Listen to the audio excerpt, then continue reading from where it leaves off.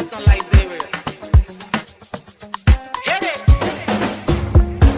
From Cape Mount to Cape Palmer, Mount Nimba to Atlantic Ocean, Obomi Hills to Pocondre, to educate, elevate, and promote. Yeah, focus on Liberia. For Liberia, Liberia. For Liberia, yeah. From Monday to Sunday. From Monday to Sunday. It's focus on Liberia.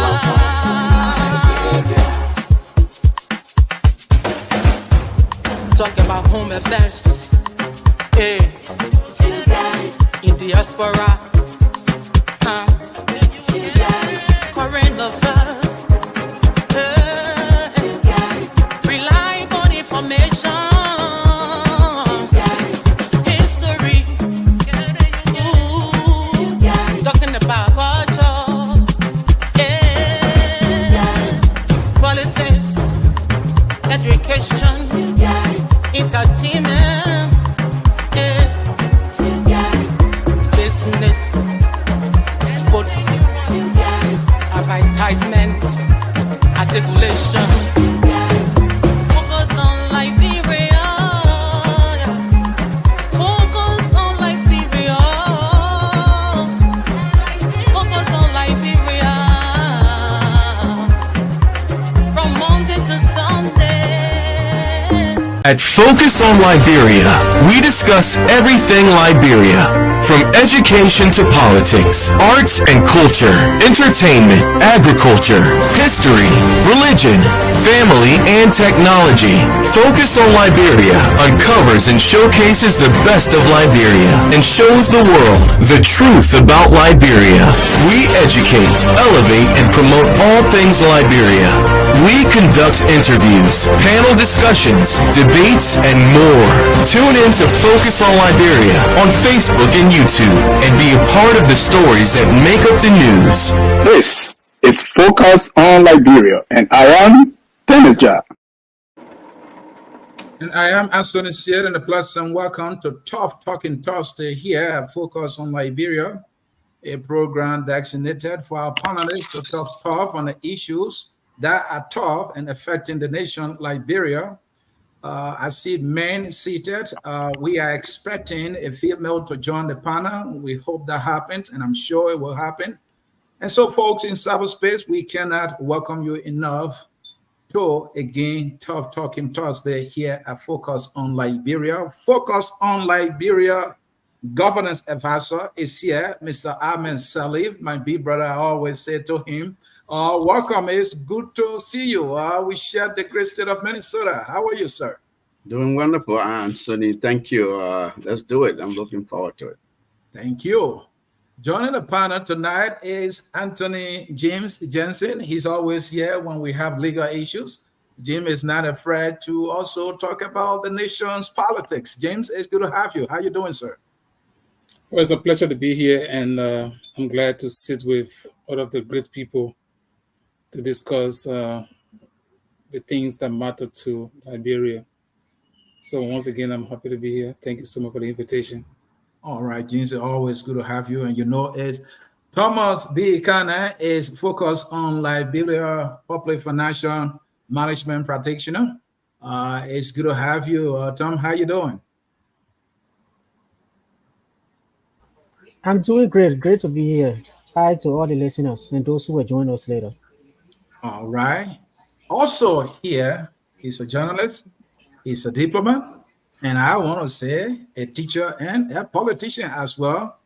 Dr. Duke is here. He's focused on Liberia Talking Thursday senior panelist. How you doing, sir? Thank you, Dennis. I said Dennis. Anthony, thank you. And I'm here to learn from my young colleagues with their brilliant minds and new ideas. Thank you for always joining the panel. We value your wise counsel and perspective on these issues that are always discussed here.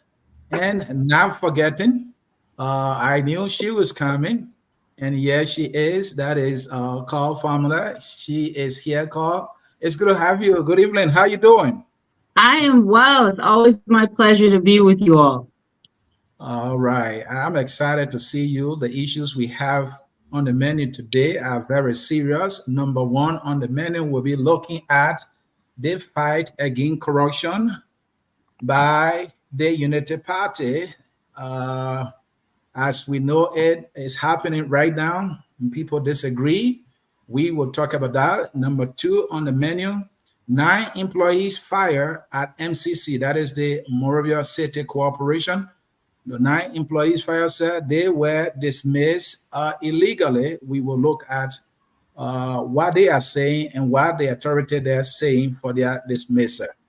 And then finally, when we have time, the Office of the War Crimes Code has been reconstituted by President Joseph Yamambuaka. Wow. We will try to look at that if we have time. These are the issues we have. This is Tough Talking Thursday. I will try to do my best to moderate, and I'm sure the Tough Talking panelists will be tough on the issue. Let's get to issue number one here, the fight against corruption.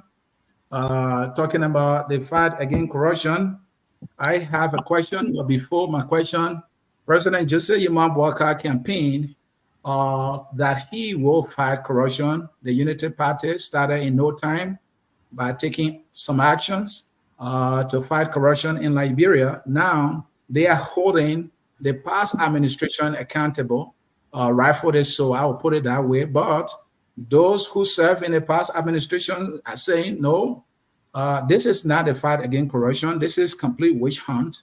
So to that point, I ask the question, what is your take? And let's start with you here, Anthony Jensen, use the legal mind here. What is your take on the Bwaka administration fight against corruption? Some see it as a genuine fight in an unorthodox way in which they try to go about it and that there will be dividend at the end of the day. Others contend that it is a witch hunt targeting members of the former president's administration, that's President George Manuel Weah. Still, others believe that the fight is neither genuine nor to hold the Weah administration accountable, but rather a fight to replace Weah loyalists with President Bwaka's own loyalists. How do you see it, Anthony Jensen? Well, thank you so much. I strongly believe that Liberia is 177 years, and we all regret the status of that country, and all because of individuals get to power and they decide to do what previous government were accused of. So the fight for corruption is a genuine issue.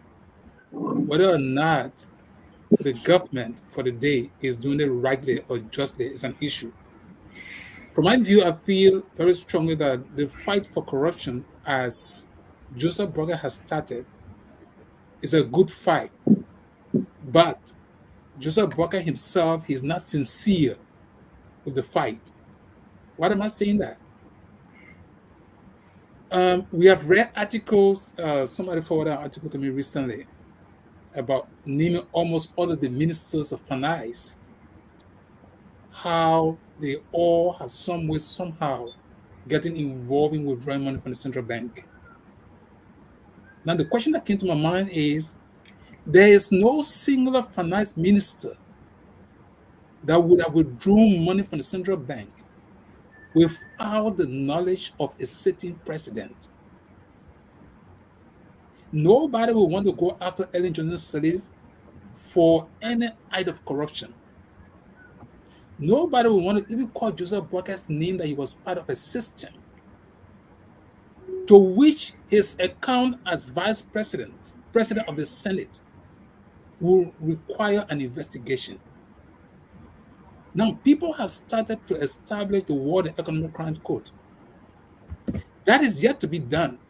Even that court, there is no statute established so far With the Anthony, just we're exception of talking the about the fight resolution, against corruption now. I think that's what I am. That's what I am. Mhm.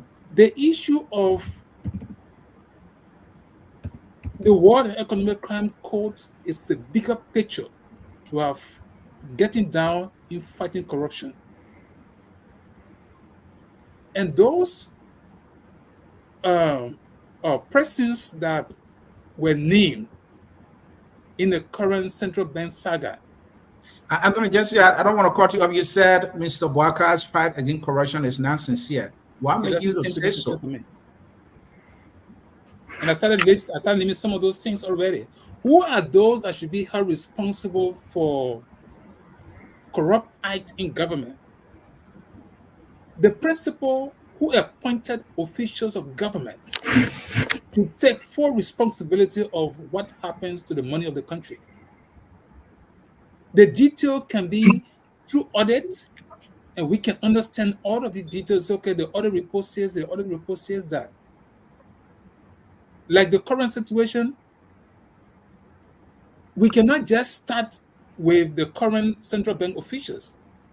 In my mind, Joseph Boakai should have even had an analytical document before him that Anthony says, Johnson, may I say this? Mr. Boaka has commissioned audits. I know he did commission one for the NSA, but he commissioned audit at the Central Bank of Liberia, and I believe it's an audit that will also commission at NATFA.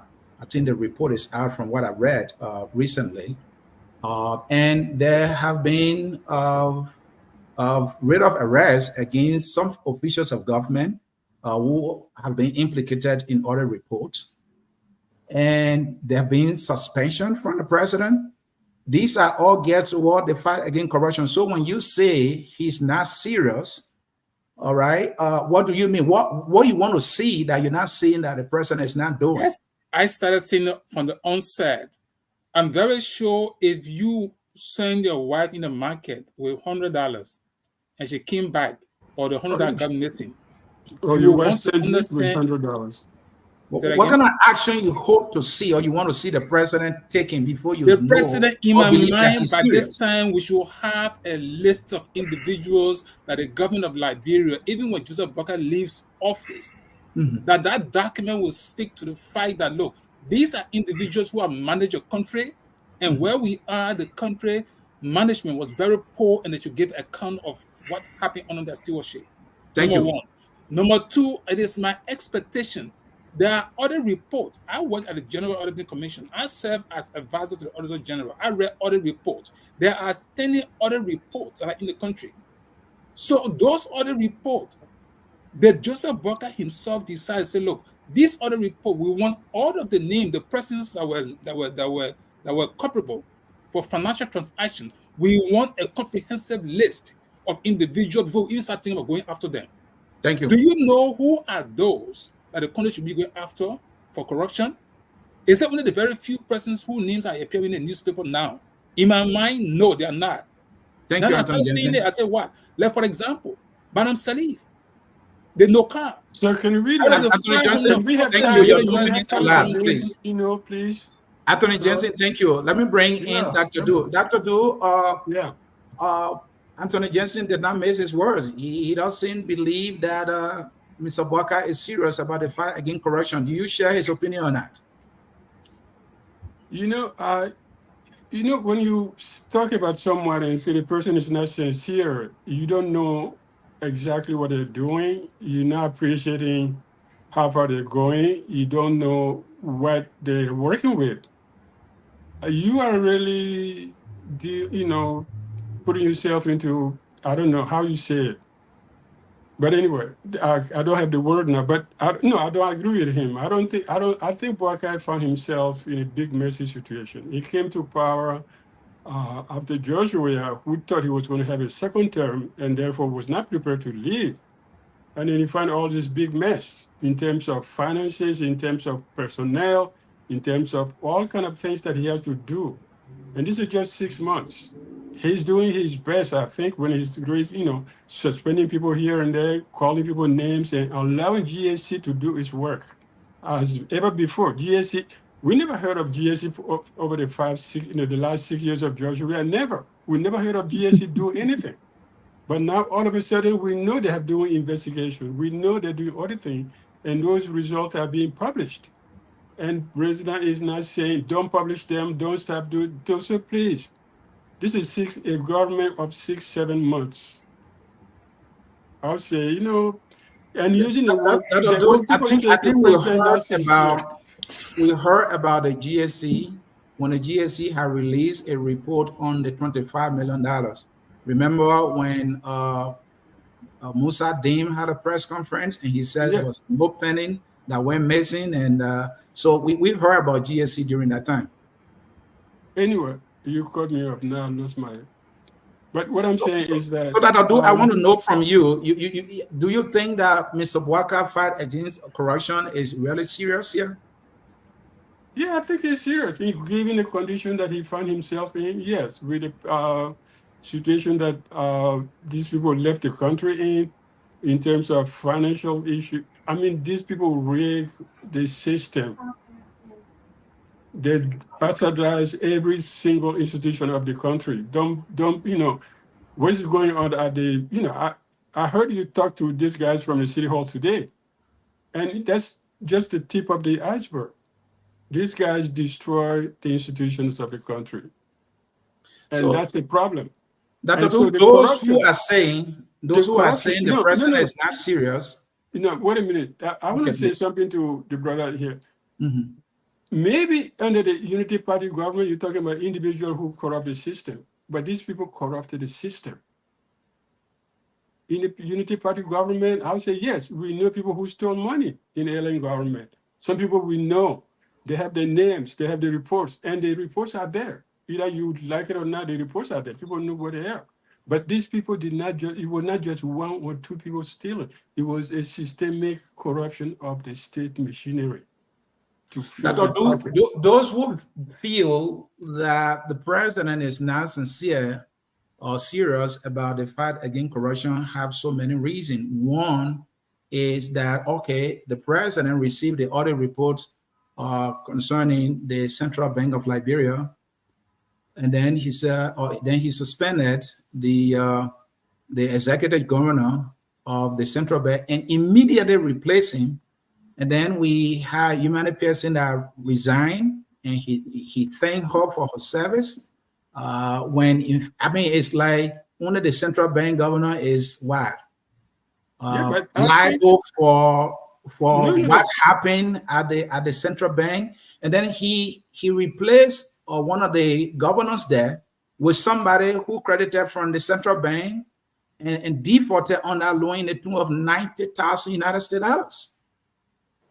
I heard all of that. What I'm saying is, if you are talking about the president and his stand against corruption, and you're talking about particular cases where you may think, he's defaulting on this aspect of it, he's not moving fast enough. Is that what you're talking about? Because I can't defend those things. I can't defend things that I'm not in control of. But all I know is that he's taking steps in the right directions. He does not have to audit. He does not have to audit the Unity Party government of 2006. Mm-hmm. That's not his problem, because George Weah accepted the responsibilities of whatever happened in our government by not auditing them. So therefore, he only audited George Weah government and people who left behind. Thank you. Let us welcome Mr. Anthony Kuyongba to Tough Talking Thursday. Welcome, sir. How you doing? All right, you are muted there. Please unmute yourself. I'm coming to you. Thank you, Mr. Shea. Good evening to everybody. How are you? My sister called. Hello. Hello. All right. Thank you, Mr. Kuyongba, for joining the discussion. So, Mr. Kuyongba, what is your own take on this fight against corruption? It's like Liberians are hungry for it. If you remember quite well, during Weah's time, there were people that were arrested. I think Wade, one of Ellen Johnson Salisom, I believe it was the one who just passed. Charles. Yeah, Charles, who just passed. And also Bernie Samuka, and people cheer him just to realize that nothing serious happened. Some people believe that this is the same thing that is happening. Our leaders are not serious when it comes to the fight against corruption. Is that why you see, Mr. Barker is making some serious efforts here? Well, thank you, Mr. C. Good evening to everybody again. Can you people hear me? Yes, you are loud and clear. Go ahead, sir. All right. I think the issue about corruption in our country is something that predates everybody sitting on this platform tonight. Mm-hmm. All right. I feel it's endemic in Liberia.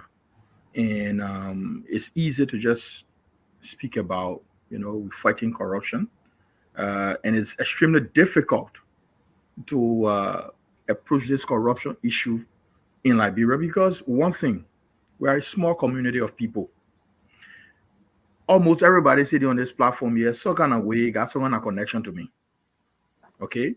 That is also one of the things that impede the fight against corruption in Liberia because midnight, your great-auntie will be calling you, or someone, an uncle will call you somewhere. Oh, but you know that your third cousin on there, your fourth cousin on there. So that's something that's affecting our country. But to be honest with you, right? I work with the Ellen government, and I also work with the WEA government. We have a country where it is only in the public sector that people become millionaires. Okay? A country where only people who working in the public sector get plenty of money. Where are we going? Let's be honest with ourselves. All right? Some people go into government with barely $50 in their account. In a year or 2 years' time, those people can go to the same places you and myself will go and scared to spend $50 and will be spending $1,000, $2,000. And you have a society that has encouraged people to do the wrong things. Liberia is the country where when you serve with honesty and dignity, you are not appreciated in your community. That is the kind of country we have. They will say, look at that man, you wear all your year in government, you get nothing for yourself. All right? But people at the society expect that once you're working in government, you get money because that is the mindset that our country started with from Charlie Quinton, as people can say, to present. People go into public service to become millionaires in Liberia. And you know what happened? Election time, those people are given opportunities again by the Liberian people because people will judge them on the basis of what they've been able to spend during the electoral process, and they will vote for them. So if we are serious about corruption, we need to be extremely serious about corruption, not to just talk about it. What do I mean? If President Bouaka has a relative of his, that his name is on any of the audits, President Bouaka should call that person. If he got his son on any of the audits, you should call that person because you know what? I listened to Mr. Dukley very well, right? Mr. Dukley, what you said is true, but in these times, what we will be looking for as patriotic Liberians is that issue that thing that people refer to as wisdom, right? Yeah, the law will be there, and all the different things will be there. George Weah administration is just left out of power, let's say 6-7 months ago, right? Now, while it is true that George Weah government had a responsibility to audit the government that it succeeded, it still does not give any reason. It still does not excuse the president from saying, okay, listen, we have a politically divided country. However way you want to see it, because George Weah lost with about, I think some people say 18, 19,000 votes, right? And so with everything that we're saying, more than 700,000 of our Liberian people stood in the lines and voted for this man. So as to not present the picture that only one group of people are bad people, because in my mind, if you stole yesterday morning, you are a criminal. If you steal this morning, you are a criminal. Stealing yesterday is not better than stealing today. Mr. Kuyangwa, your previous point was that the reason the fight against corruption is kind of tough or difficult in Liberia is because we are somehow related. You get a scenario that everybody is somehow, connected to me. But if you look at a father who believes in disciplining his children, that father, some of you who were raised in homes where the father was tough or the mother was tough, you said, your father didn't love you, but they discipline you. So to say that because we are related, that's why they fight, never get to succeed, I don't know. Mr. C, I know what I'm talking because I've been in Liberia. I know. Mr. Can I ask you a question though? Yeah, go ahead. I think when you say people are related, that's what we can. I don't think that's the problem. No, it's not because we are all related. But let me say something, Mr. Ducle. Dr. Like, Ducle, let me answer the question, please. Sorry. No, I'm kidding. Dr. I'm kidding. Ducle, I'm sorry. I'm sorry. Yeah, we know each other. You call me Abdullah. But anyway, what I'm saying is, when you say it's because you're in, it's not because you're related. When you do talk about anthropological point of view here. Dr. Ducle, people got cases in court. They're wrong. Sometimes your auntie calling you. Oh, you know that boy that you're cussing? These things. Yeah, but then you have to tell your auntie he stole the government money. He stole the public money. Can we give you a chance to?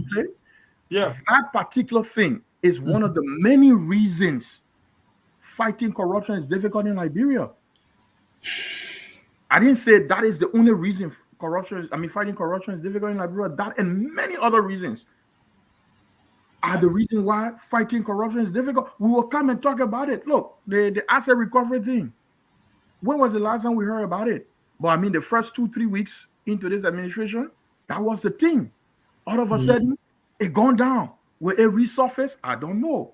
Thank you. Like you and myself, I will hope that one day we can have a country that says when you decide to go into public service, is to serve your country as opposed to becoming a millionaire. Thank you, Mr. Kuyanga. Mr. Kuyanga, thank you. Carl, I want to know, why is it that succeeding with the fight against corruption has become so difficult for us as a people, especially through our leaders? Is it the way we look at it? What can we point to as, the most critical reason why it has become difficult? Can you help us here? So this is something I've actually given quite a lot of thought to. So normally when you have these kinds of issues and they're systemic, it's because there has become a cultural pattern of acceptance of certain types of unethical behavior. The code of behavior, the code of conduct for people can be a corrupt code of conduct, right? So culture and learned behavior, it becomes acceptable. I do agree with much of what Mr. Kuyanga said. The issue is, how do you correct it? It is the best and most effective way that these things are corrected is through education. Kind of a re-education through the public school systems, through universities, through onboarding processes for government officials, civil servants. It has to be taught. Behavior is taught. All behavior is learned. You get it from the society, from your community. So if people have learned how to conduct themselves in an unethical way, they can unlearn it and learn new ways. But this has to be a holistic approach. It can't just be, go audit people and punish them. Because punishment alone is not a deterrent. If the entire society, for the most part, has a certain belief system, you can't just handle it on the tail end and be reactive. You have to be proactive and make sure that you're creating a culture that frowns upon that thing, that type of behavior, that understands a different way of surviving or behaving. Let me just give you a quick example. In most of the world, in the education system, part of what makes people part of a civilized society is that when you leave your home and you start preschool or kindergarten or K1 as we call it back home, when you start school, the school culture, the public education culture, the culture outside of your home reinforces certain value systems about how you're supposed to conduct yourself with your fellow citizens, with your fellow classmates. Wait your turn, wait in line, always tell the truth. They start teaching children this from when they're very small. And there will always be outliers that do the wrong thing. But if you put it as part of a system of education, the outliers will be the small minority. And then it's easier to punish a small minority. But when the majority of the society believes in conducting themselves in an incorrect manner, it is much more difficult to resolve the issue after it has occurred. So it has to be both. Yes, audit people. Yes, punish people. Yes, fire people. But you cannot fire everybody. So there has to be a system put in place where we re-educate the culture. And starting with children. You know, I had a conversation with somebody that called me, their sons called me from Ghana to ask for school fees. No problem. How much are the school fees? Oh, $150. Okay, great. Then the mom is in the background, and I'm hearing her tell her son, her 9-year-old son, tell her that 150 just for you. Your brother own is also 150. So you're telling your child to lie to me so that I can send more money. So the behavior, the unethical behavior, the dishonesty begins in the home. So I told him, I said, Papa, put your mom on the phone. She got on the phone. I said, the thing your son is supposed to learn in the streets is what you're teaching him in your house. To lie and to manipulate, to get what he wants. You understand? So it is not just an issue of people working in government. Parents are teaching their children to hustle, to be dishonest, to get ahead. And this is not something that's not a small issue. This is a systemic, it's become now a cultural issue.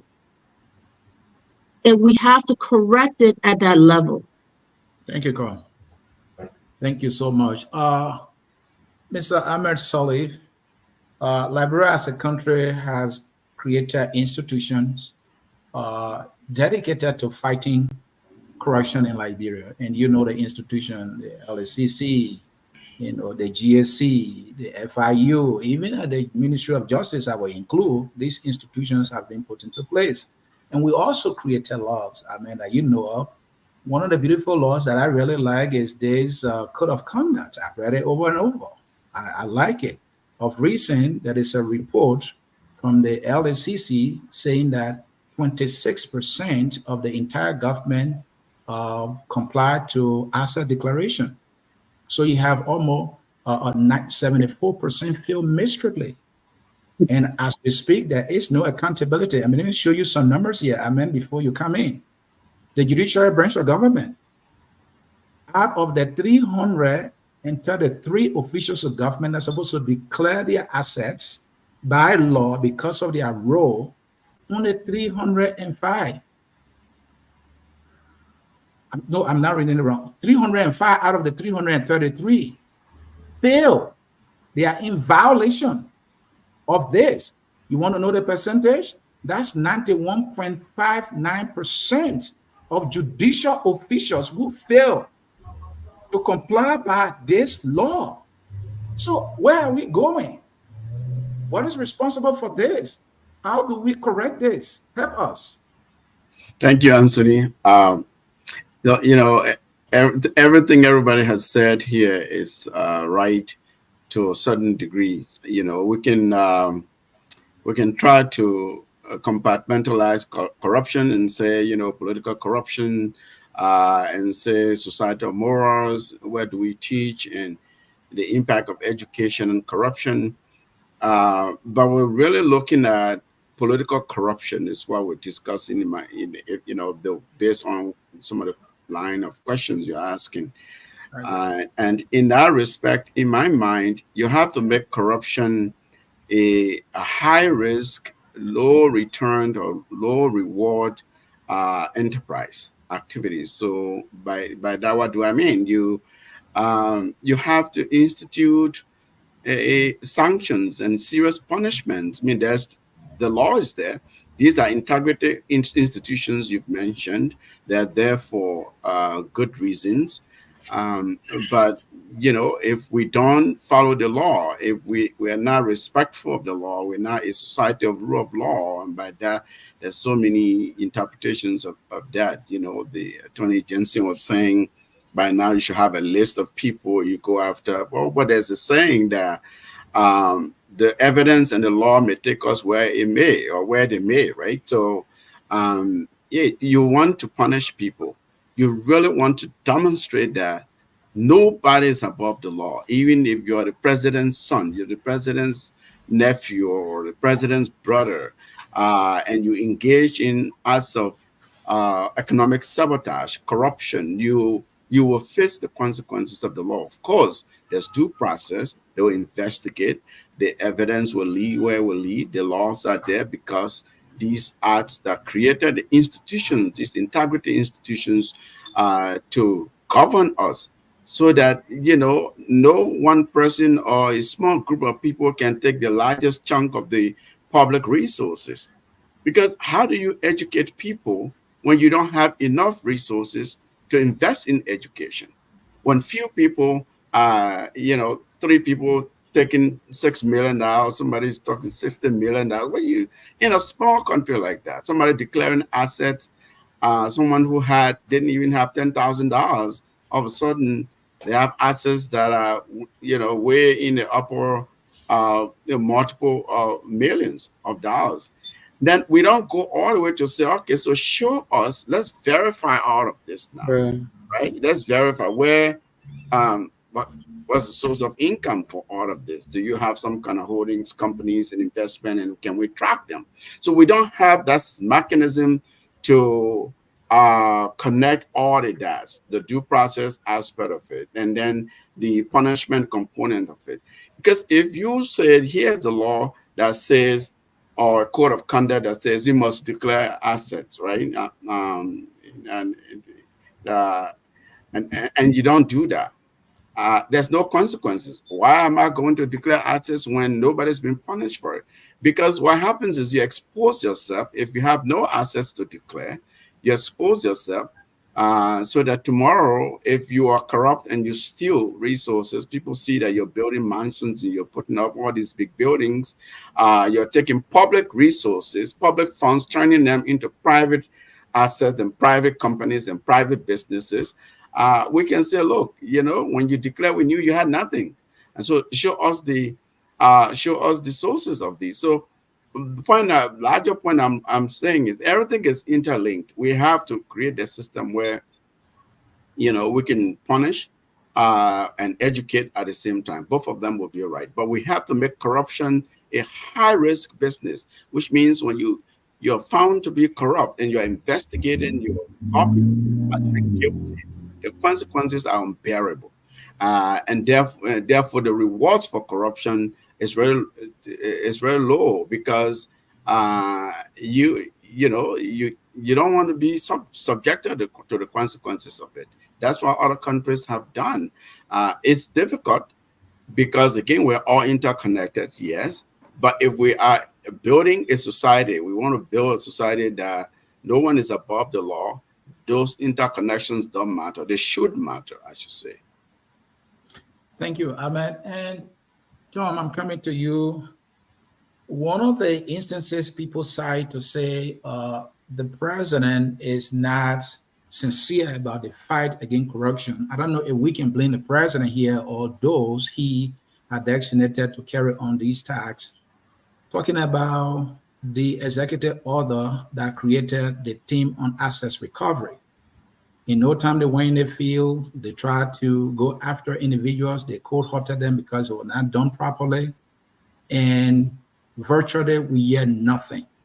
Whether it's dead or still alive, whether they're trying to reconstitute it, whether they're trying to, put some people there, nothing is being heard of again. The individuals they believe have abused public trust, they are free. So should we credit the president for at least putting an institution through executive order in place to fight corruption, or the fact that nothing has been done so far in terms of getting the accountability aspect done? Should we not give him credit at all? Where you stand? Thank you, Anthony. I think the first thing I would say is that even these public discussions can make the fight against corruption difficult. Because when you start from the premise that we are all related, we are a very small country, and this is the narrative you hear from a lot of people. Even the former vice president has said we should not establish any war crimes code because we are all closely related. Mm-hmm. When we start from that premise, then we make the fight very difficult. And even the current Speaker of the House had made this statement, I think, on a couple of occasions, that once Madam Seli appointed him to head that investigation team, then people started calling him and all of that. My issue and what I normally say is that if we are all closely related, then why should you I'm still? sorry, but it seems to be there's a TV noise back there.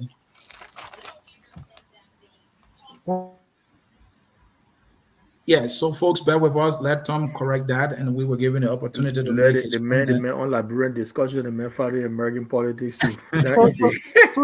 no, I wasn't following it. So sorry about that. But All right. my point is, if we are all related, then why should we steal from each other? Why should you go to the government and take money that's supposed to go to LACC for them to do public education? Because they have that as one of their functions. Mhm. But we decide not to give them the resources they need so that they cannot deliver on what exactly their mandate is. So I think let's get that off. For the fact that we are all related, we should not steal from each other. If any one of us steal from the other, that person should be punished highly because you are stealing from your relative. So I think if we start from this premise, then we can be able to give momentum to the fight against corruption.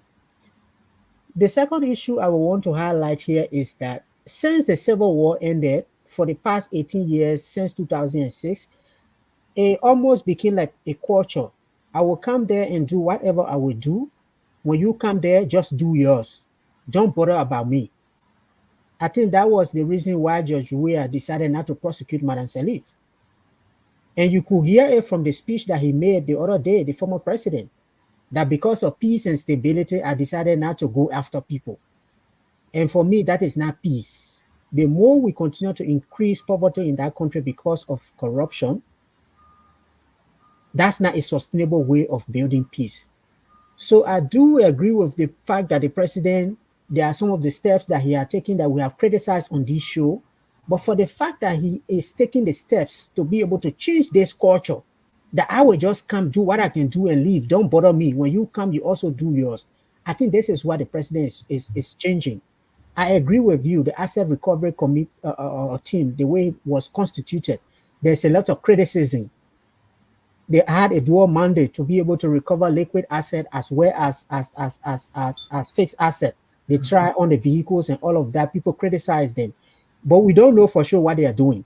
Even with the way they were constituted, I don't like the way they were constituted with youth representative, women representative. It should have been based on people who have the capacity to investigate financial crimes. But regardless of all of those limitations, they are there. Maybe they will come out tomorrow. We can't say exactly what is happening. The other point is that the institutions that were there, that we established many years ago, that might not have been very vigilant, we've started to see them come out. The LACC was the one that investigated the FIU issue from a TIF up. They just won a case against folks at the Planned Parenthood. So I think, and the GSC audits that were being done, because it has to go through a value chain, it has to go to the Public Account Committee. We now see a Public Account Committee that is meeting regularly. So we see activities going on. And the good thing about these things is that it creates fear in the system. That, oh, when I do this tomorrow, maybe today, tomorrow, they are going to come after me. So I think we have to, discuss this in the context of saying, let's first appreciate the fact that the steps are being taken, regardless of how those steps are limited in themselves. But for the fact that they are taking, it creates fear in the system. It makes people to be afraid of public resources. But if this president, the current president, had decided the way Judge Weah decided that, okay, we are all related, I'm not going to bother anyone, whether it's the people in the judge who in the immediate past government or the people who were part of my team where we were there 18 years. I'm not going to do anything. It could give people that impression that I can take anything that I can take. So I think for me, we start by saying that, okay, he has started to take the action, and then we criticize where the limitations are. But we have to thank him for taking the steps that he has started taking. Thank you, Tom. That will take us to our second issue here, which is 9 employees fired at the Moravia City Corporation. So the Moravia City Corporation fired 9 individuals. According to the Moravia City Corporation, the individuals have been engaged in raining insults on President Joseph Yuma Boakai and other government officials. And so the Civil Service Director General, Mr. Josiah Jokai, during a press conference at the Ministry of Information, recommended that these individuals should be fired because their behavior is completely unbecoming of somebody in the public service. So these individuals have been fired, and but the individuals are saying they were illegally fired, and so they have generated a debate. Now, according to the letter served these individuals, the main part here is your employment service with the Monrovia City Corporation is hereby terminated with immediate effect. Said termination emanates from your consistent and deliberate action portrayed on social media by enraging insults on His Excellency Ambassador Joseph Yimon Boakat Sr., President of the Republic of Liberia, and government officials, including the government of Liberia, relentlessly without any regards for your official position as public relations officer of the Monrovia City Corporation. So that is a letter to, that's the language to one of the dismissed employees, but similar content was, has been addressed to all of them. And but then the Director General of the Civil Service focused on Liberia reached out to him to get his reliance for making some recommendation to the MCC. And Josiah told us that it is within the Civil Service standing orders. And then he quoted that to us. So we went and researched it and brought it. He said it's in chapter 4, section 4, 2.2. And so this is it. So the main part there that he started to us, I'm going to put on the screen and read it here quickly. So among other things, bear with me here. Among other things, it said, conduct unbecoming of employee in the public service, disorderly or immoral conduct. Then 2, insubordination. So if one is engaged in any of those, the action that can be taken are 1, 2 letters of warning followed by a dismissal. So that asked Josiah whether or not this individual was served any letter of warning in the past. And according to him, yes, they were warned before and they could not stop raining insults on the president. Now I'm talking about the insult. One of them, who happened to be a member of CDC, wrote on August 7, and he said, the Office of Criminal Mafia JMB has sent communications with our names to all ministries and agencies with instructions to arbitrarily suspend and subsequently dismiss us. So he's calling the president of the republic a mafia criminal. My question I have for all of you now is, what do you make of this looking at free speech? So these guys, these dismissed employees are saying, hey, this is us exercising our free speech. According to them, there's nothing in the Civil Service Standing Order. There's nothing in the MCC handbook. They said there's nothing in the Constitution, nothing anywhere, no policy that forbids them from insulting the president or speaking the way they spoke. That's what they said.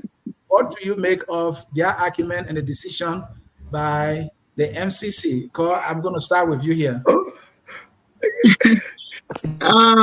So I think there's a lot of issues that we have in Liberia with poor work ethic, indiscipline, insubordination, kind of this rebel junta mentality approach to employment. People think it's an entitlement. They think that, they can do anything they want. Am I right? So yes, you have freedom of speech, but freedom of speech has consequences. There's consequences for your speech. And you have to, so you can't be arrested for saying things, but you can certainly lose your job, right? So everywhere in the world that has a freedom of speech clause, if you go on social media and insult your boss or even say something derogatory about other citizens, you can say something racist or bigoted and be dismissed. without any further warning or anything like that. Some of the offenses that you can commit on social media or in public are so egregious that you don't even have to go through some process to be, removed from your position and to have your relationship with your employer terminated. So that's the first thing that we need to understand. The second thing is, if we don't start treating insubordination as a violation of workplace code of conduct and behavior, whether it be public or private sector, we continue to foster this atmosphere that's not conducive for investment, that people don't want to come and employ Liberian people, build factories and create jobs because they're horrible employees. They will cuss you. They will burn your manager's house when they get angry. They will block the road like the AFL wives did. I mean, at what point do we as a society say we need to exercise some self-discipline and exercise decorum and respect for one another and for our jobs and for our employers? There's nothing wrong with you being in opposition and working for government. I think the last time I read, it was more than 180 people that were arbitrarily hired at the Monrovia City Corporation by Jefferson Koji. They were not all dismissed. It's only 9 people. The rest of the seditions that are there are doing their work, probably criticizing the government, but not insulting and threatening and doing all of these things online, right? They probably go to the house and do it in private. But you go put yourself on the internet, you are a civil servant and you're expected to conduct yourself with dignity, with respect. And you violate every possible reasonable code of ethical conduct in the workplace. None of us sitting here could insult our bosses like that and keep our jobs. It doesn't happen. So we want to politicize something that is really about people not understanding how to behave. The only thing I will say is that if these people were onboarded as civil servants without going through the proper onboarding process during the WE administration, which means they probably weren't really taught. It's probably the first job they've ever had in their lives. They probably weren't really taught that, hey, job is not an entitlement. You have a responsibility, and this is what it is. If they didn't go through that normal civil service onboarding process, they can plead ignorance. But as you said, Ansoni, they were warned before. That warning serves as being informed that their conduct was not becoming of the positions that they hold. So I have absolutely no sympathy. It's not because it's Boakai, it could be WEA, it could be anyone. You don't work in an institution and slander it publicly in a dishonest way. They deserve to lose their jobs. It's unfortunate, and hopefully they will learn from this incident. But there's no witch hunt going on. There's hundreds of people working in government, thousands probably who are seditions all across the board in the law enforcement and the education sector and everywhere else. They're perfectly fine. Nobody's taking their jobs from them. So they're not going to make it look like these 9 people are the only members of CDC that were working. It's not the case. Thank you. And our governance advisor, Mr. Amin Salih. So how does the MCC, justify these dismissals in the context of Liberia's free speech protection? The MCC is an autonomous entity in a sense, and some of what Cole is describing that I agree with. Look, if you have civil servants that should be operating under the standing orders of the civil service, they ought to respect that, right? Look, they're protected speech, and they're also protected areas in terms of what protects the persons in speech as well. There are certain acts that a government or an employer cannot engage in against an employee, just as an employee cannot engage in certain activities or conducts while in the employer of the employer. Now, some employment relationship, they're very scripted and very specific. Could be a will employment or where the employee can leave whenever they want to without cause. The employer can dismiss and fire the employee without cause. In this case, it's public service, and public service has certain conducts that expected of those who are in the service of the public. You're not somewhere where you try and insult the head of state, you insult, the leaders of the country, and then you're working within that same institution. So there's limit to, like you said, there are consequences to your speech, right? So I mean, it's a fine line, right? People will run with it public relations wise. It doesn't look good. You'll say, or the director of the civil service says, instructed the MCC to fire these guys, and therefore the MCC then moved to fire these guys, suggesting that the MCC couldn't have acted within its own authority. But what we're learning is that there were warning letters. So it means that the MCC probably have been acting and warning these employees. And if they didn't listen, and the head of the civil service came and said, well, this can continue, because then the MCC itself will be in violation in a way of these orders. Then the MCC will be right to take actions against these employees.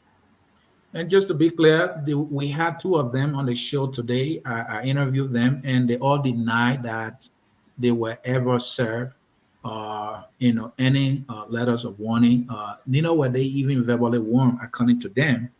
We could not get to MCC to actually tell us if at all they actually had warned these individuals. It was Joker when we talked to on the phone who said yes, he has knowledge that they were warned, and they continue to exhibit such behavior.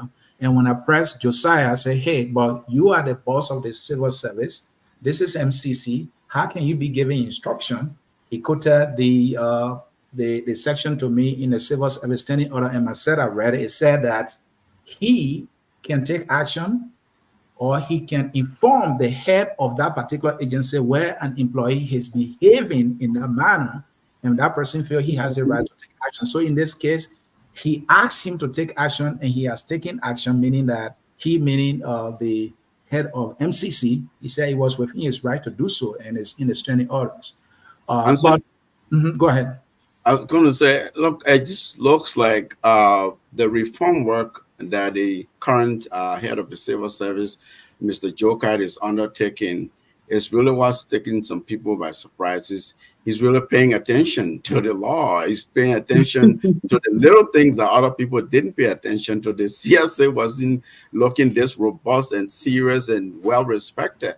You look at the guy. He's doing taking account of employees of spending entities, counting, doing head counts, getting rid of ghost names and things like that, conducting audits at the legislature. So he's some activist CSA boss that's really engaged in certain reform that, of course, people will not be comfortable with. If you had an MCC dismissing someone because of their tribe, because of their religion, because of their gender, because of the region they come from, and sort of who they are, then that would be considered some kind of illegal discharge of that employee. But if an employee violates a standing code of conduct or handbook of some sort of the entity or the larger entity, the CSA in this case, of course, the CSA boss then can instruct the entity, the spending entity, to take action, disciplinary action, including discharge of certain employees. And that specific provision in here is under Section 2, disciplinary procedure. That is 4.2.1. When a case of misconduct or general inefficiency is brought to the attention of an agency head or the director general. The director general in this case is talking about the civil service, the director general. Disciplinary proceedings shall be initiated only after the employee or officer concerned has been adequately informed. So that is Josiah saying, hey, I'm acting within the law. I heard about this, so I alerted the head of that agency to take action, and he has taken action. And if he has not taken action, I will have actually taken action. He said, I am relying on the law. Anyone who has issue with me can take me to court, and I stand by my action. So that is Josiah there. But let me come to you, Mr. Kuyonkwa. So now the folks who have been dismissed, they are resorting to politics. All of them, we confirmed that all of them are associated with the CDC. And we follow their Facebook posts, most of them, not all of them. There's one person in particular, one Henry Saleh. He did not insult anybody, but he was suspended. I mean, he was dismissed as well. All right. He said he didn't write anything. It's not in his DNA to insult anybody. So there is an issue there. Somebody is affected as a result of majority of the individual's action. Is the Memorial City Corporation getting itself into trouble here? Did they do their due diligence in this case? Well, thank you. Firstly, I don't want to make this a CDC or Unity Party thing. Mhm. What is not good for our country is not good for our country, irrespective of who's doing it. All right. The sooner we get away from this party business, the better Liberia will be. Okay. Yesterday morning, I'm speaking figuratively. Civil servants in the Republic of Liberia were raining insults at former President George Weah from left and right. People in civil service and all wearing their party regalia, going to work, and all sorts of things were happening. Some of us spoke against those things. When the lawmaker from what you might call this guy from Oro there, Yaka Koluba. Koluba, when Yaka Koluba was on George Weah and his family, his mother, his wife, people from the diaspora here were supporting Yaka Koluba. People left from the diaspora here and went and voted in District 7 simply because he was insulting this president that, well, they didn't feel was good enough for Liberia, okay? Now, I hope Josiah Joker and the people from the MCC will provide those letters of warning, right?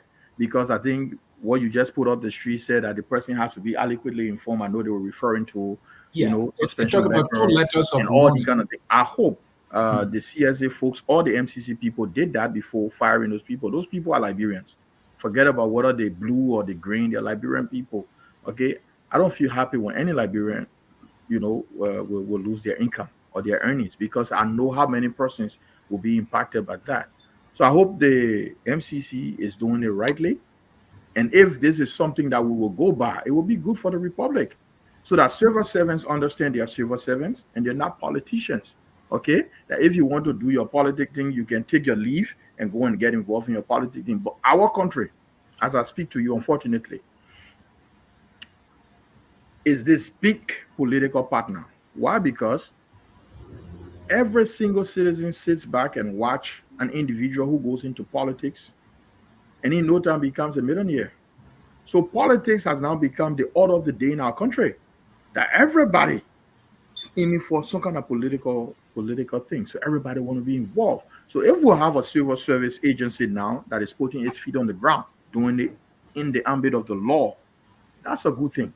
So we will not experience what we experienced in 2016, in 2018, 19, 20, 2021, up to 2022. That's just wrong. Civil servants must be civil servants. And I hope MCC or the CSA provided those people suspension letter before or warned them, and all they should provide the evidence to those things. If you don't do it, it leaves room for people to say, well, you are witch hunting, and then the witch hunting will come back again. So I hope you're doing it right. Thank you. Dr. Duke, concerning this dismissal letters or dismissals of these individuals, a representative of Nima County in person of Mr. Hassan Belete, Honorable Hassan Belete, he wrote on a Facebook post saying that it is troubling to hear about the mayor of Monrovia's decision to dismiss civil servants for speaking out against the government. Such actions pose a threat to the peace and security of our country, he said. Do you agree with Musa that dismissing people is threatening the peace of the country? I think there's this, I'm sorry to say, but this mentality of war in some people's mind, that any political action would definitely go towards chaos and destabilization of the country. Just to correct that, this is an administrative decision. I don't think it's political. No. I'm saying I'm reacting to what Musa Belete is saying. Oh, okay. Go ahead, sir. they're thinking that, oh, yeah, when you take a political decision that makes sense, well, then for you calling for chaos, just like Mr. George Weah said it 2-3 weeks ago, that Boakai is, it's like you threaten society, say, oh, don't enforce the law, because if you do it, we're going to get angry, and we get angry, we're going to have chaos, and you have chaos, you have a war, and you have a war, people are going to die. This trauma we have, this trauma from the war that is still in our mind, that has not been corrected, is still playing our politics. That you can take, the president has nothing to do with this. I live in a city that is a democratic city. We have a democratic president. If I worked in the office of the city and wrote a note and called the president, a democratic president, a criminal, a da-da-da-da, mafia, bam, bam, on the Facebook thing, I would do that on my way out of the office. I won't stay there to say it. We have to have discipline. People take this thing for a joke. This is not state making. You don't work in City Hall. If City Hall was won by elections, let's say Koji had won election and became mayor of City Hall and then stay there after the elections, yeah, that guy would stay there. He could say anything about Boakai. But the problem is our City Hall is under the government, the current administration. Therefore, your boss is the president. So you can't call your boss a criminal and keep giving the same job. The technicalities and all that is beautiful. Yeah, the letter of suspension. I say, hey, if you're a responsible person, you know how government works. You know what it means to be a civil servant, to have regulations, to have a set of mindset that say, hey, I'm here to do this. My boss is one. My boss is number two. My boss is number three. And the president is our overall boss. You can't call him criminal and stay in that same office. Let's stop joking. Yeah, but Dr. Let's stop Duque, playing not with to words. cut you off, right? Dr. Duque, when in the last 6 years did you criticize No, I'm public not talking about the servants? last. No. Hey, Pisos fire somebody from Ministry of Gender for When the same did reason. you criticize? No, but she did fire somebody from saying the same thing. I don't even know what the person said. She fired a person without anything. Say, you go because you can't be here. She did it at Ministry of Gender. And this, it's about government. Dr. is correct. But He so did it, and she said it was because that individual was insulting government officials. It's wrong, Mr. C. It is wrong for civil servants to insult the leaders. It is wrong. Mr. All over is wrong. Mr. Kiwanka, we have to understand one thing. I'm talking now, okay? Let me finish. But I was talking, you don't do. I was talking, you don't do. Yeah, but you my son. So I can you finish with me now. You finish with me now. Go on. Yeah. You my son. I can stop you anytime. You can't stop me. Dr. Do he playing the error card. Go ahead, Dr. Do. Okay. What I'm saying is simple. There's a decorum. Like Kou said, you have to know where you are. Mm-hmm. You have to know the context. You have to know what you're doing. If you don't have that, I listen to you. I watched the whole show that you did, Anthony, with those guys. Mm-hmm. And I listened to the guy, you tried to stop him and say, he's counting numbers. If the government does this, if the people do that. He's a partisan politician. This is not a civil servant. I listened to the whole interview. I said, man, these guys are running the city hall. Of course, Koji will not know any better because I know Koji. How will anybody make Koji a mayor of a city and pay him $50,000 as a consultant and expect something good to be behind him? I'm sorry, guys. Thank you, Dr. Do. And let me come to you, Tom. Politicians are weighing on this issue. Everybody trying to show their understanding on this matter.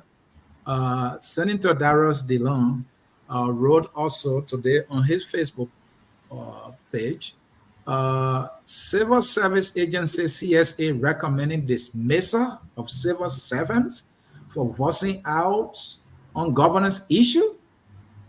Wrong move. Should not be encouraged. What do you make of Senator Dillon's? He thinks the Civil Service Director is making a wrong move for recommending dismissal. Well, I think Dillon is wrong. He's pandering to a group of people that he wants to, I don't know why, but, I think he's wrong to say that. I don't think he has to intervene anywhere. That's not his place to intervene. So this social media politics now is running the whole thing. That's true, but that's what we have to deal with now. Tom, social media posts got those guys into trouble, sending Tordino and saying the civil service director is wrong. Is he wrong? This is where I have a problem with our governance system, you know. Mm-hmm. So there is a law, I think that Madam Salif side, that decriminalize free speech, Mm-hmm. right? Yes, Abdullah declaration. Mohammed something. Yes, Abdullah Mohammed. it is that law now that people are using as a reliance to insult and do every other thing. They say insulting now is free because there is a law. But that does not mean when that law was passed, all other laws were amended to align with that law. The civil service standing orders are still in place. And we cannot selectively implement the civil servants standing orders. Because if any civil servant is dismissed today, we go back to the standing order of the CSA and say, okay, you are a civil servant, no government can take your job from you. This is why when a new government comes, the civil servants that are there, they keep their jobs, they keep working. Nobody can change them. Even when you want to move someone from a position, you can only send them to a position that is equal to the level where they are. You cannot demote them. You cannot take a director and say you are office assistant now because I have the power to do it. So my point is, this challenge with passing laws in Liberia where the Law Reform Commission is not involved. And I'm saying this to really go to the point of the lawmakers. They are the ones who are supposed to be reviewing these laws. So if you pass the free speech law and you knew that civil servants also had a right to insult anyone in the country, go back to the civil servants orders and be able to amend it so that people can just do anything they want to do. But if you don't do it, yes, but if you don't do it, then you still give the civil service director general a standing for him to be able to implement such actions. Excuse me, Cornet, I don't mean to interrupt you. I just want to say one thing. I apologize, but I have to say this. When something is decriminalized, it doesn't mean that there's no consequences. It means that you cannot go to jail. It means you cannot be tried for speech. It doesn't mean you cannot be fired. I think that's where everyone is getting this thing mixed up. Decriminalization is different from disciplinary action and being terminated at work. He is not in the jailhouse. He's not to South Beach. He's fired, as he should be. So let's be careful when we say decriminalization means you can just say whatever you want. Yes, you can, but you will still have other consequences. It just won't be imprisonment. That's the point I'm making, Kyle. Liberia is such a country where people follow discussions. They don't take their time to be able to take these rules and regulations and laws to read it for themselves. So by the time they listen to one talk show and say, okay, I mean, a free speech is decriminalized, they forget to know that there are other laws in place that you still have to comply with. Mm-hmm. So for instance, you are a civil servant. Why don't you take the civil service regulations and read them? Because it does cover you. That's where your protection is coming from. If there should be any sanction that come against you as a civil servant, that's where it is going to come from. But like you were saying earlier, they enter the civil service with maybe party letter. A party chairman writes a letter and send it and say, you employ these people. They themselves don't read the regulations, and there's no orientation process, which should actually be done by LIPA, which is the government's or institutions that is responsible for education in the public sector. This is where they should be orienting all of these people before they enter the public sector or before they become civil servants, but they don't do it.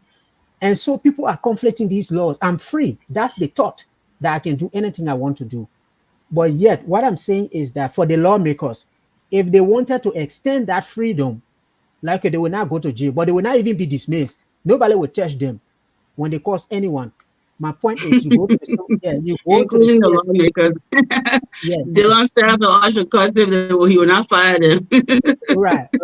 Yeah. And the law himself, I mean, there are cases where he has suspended people.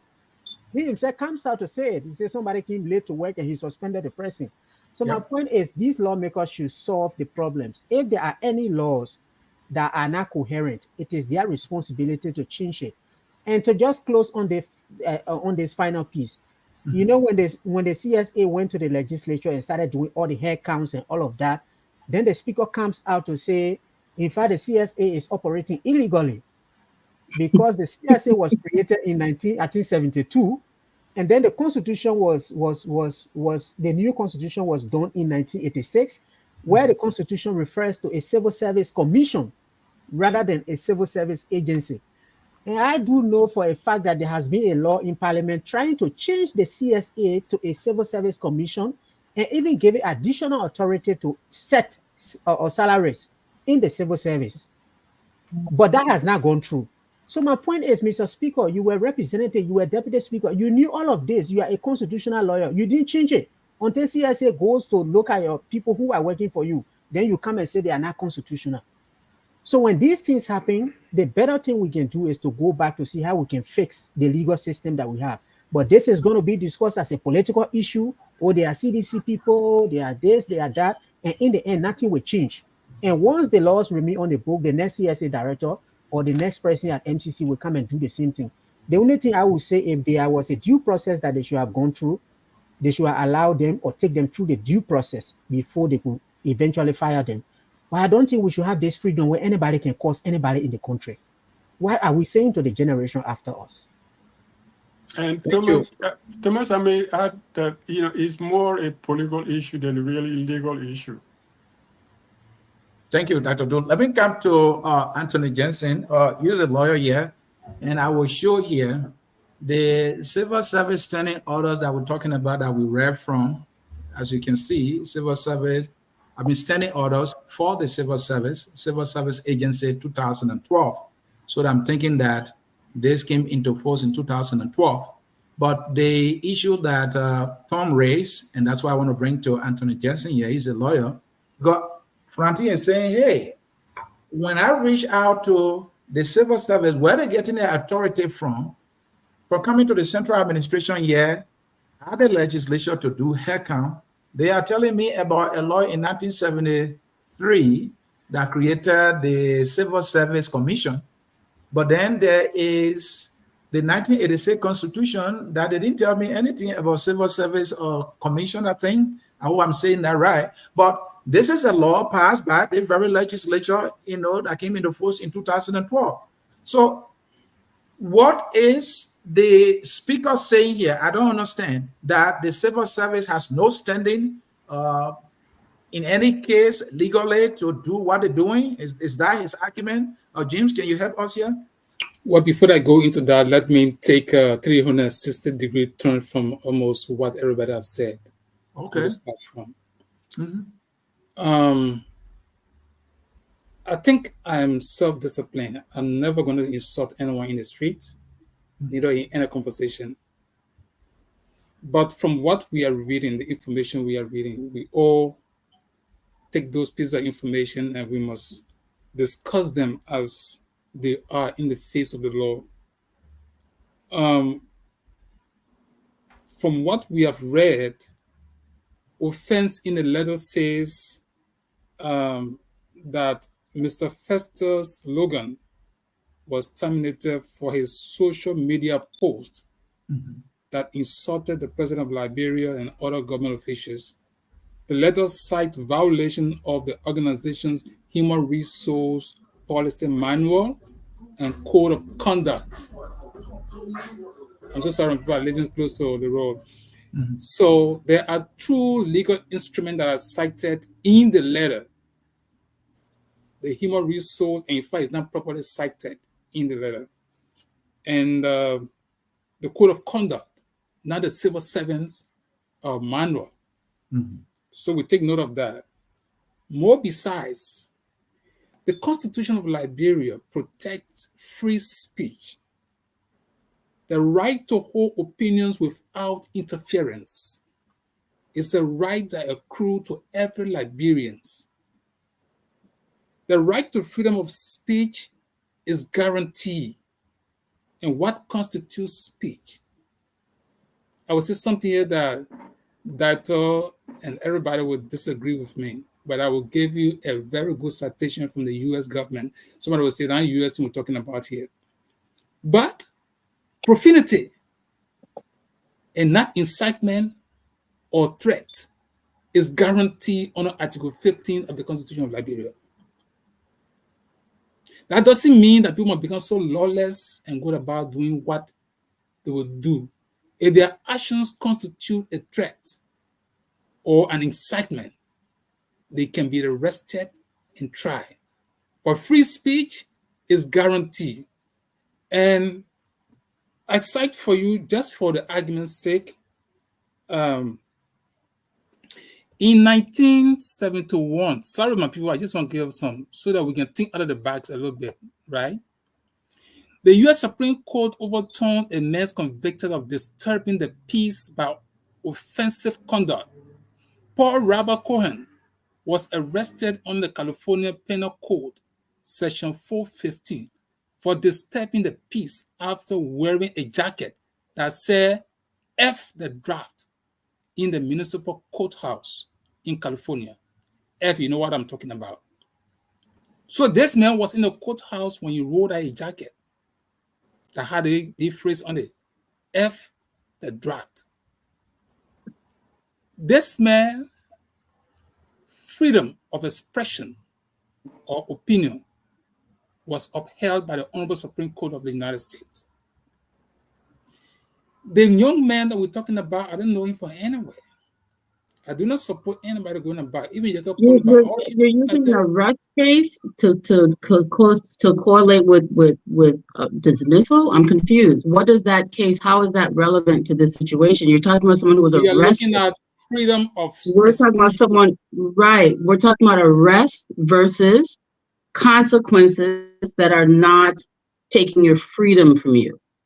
So I understand you're a lawyer, but many of us have taken law classes as well. And the two things do not correlate. You're talking about a situation where a man was arrested and the Supreme Court said he cannot be arrested. We need an example of a situation where someone said F the draft and lost their job. No, but I just want to, yeah, but this is tough talking. So we say we'll let you land, but at the same time, we have to be consistent, right? So please provide us with an example that's relevant to the discussion. I think we have a moderator here, right? Oh, no disrespect to you, but I have a moderator here. All due respect to you as well. I just want to make sure that, because I'm give me an opportunity. Before you make your point, Mr. Jensen, go ahead. Okay, thank you for the protection. Thank you for the protection.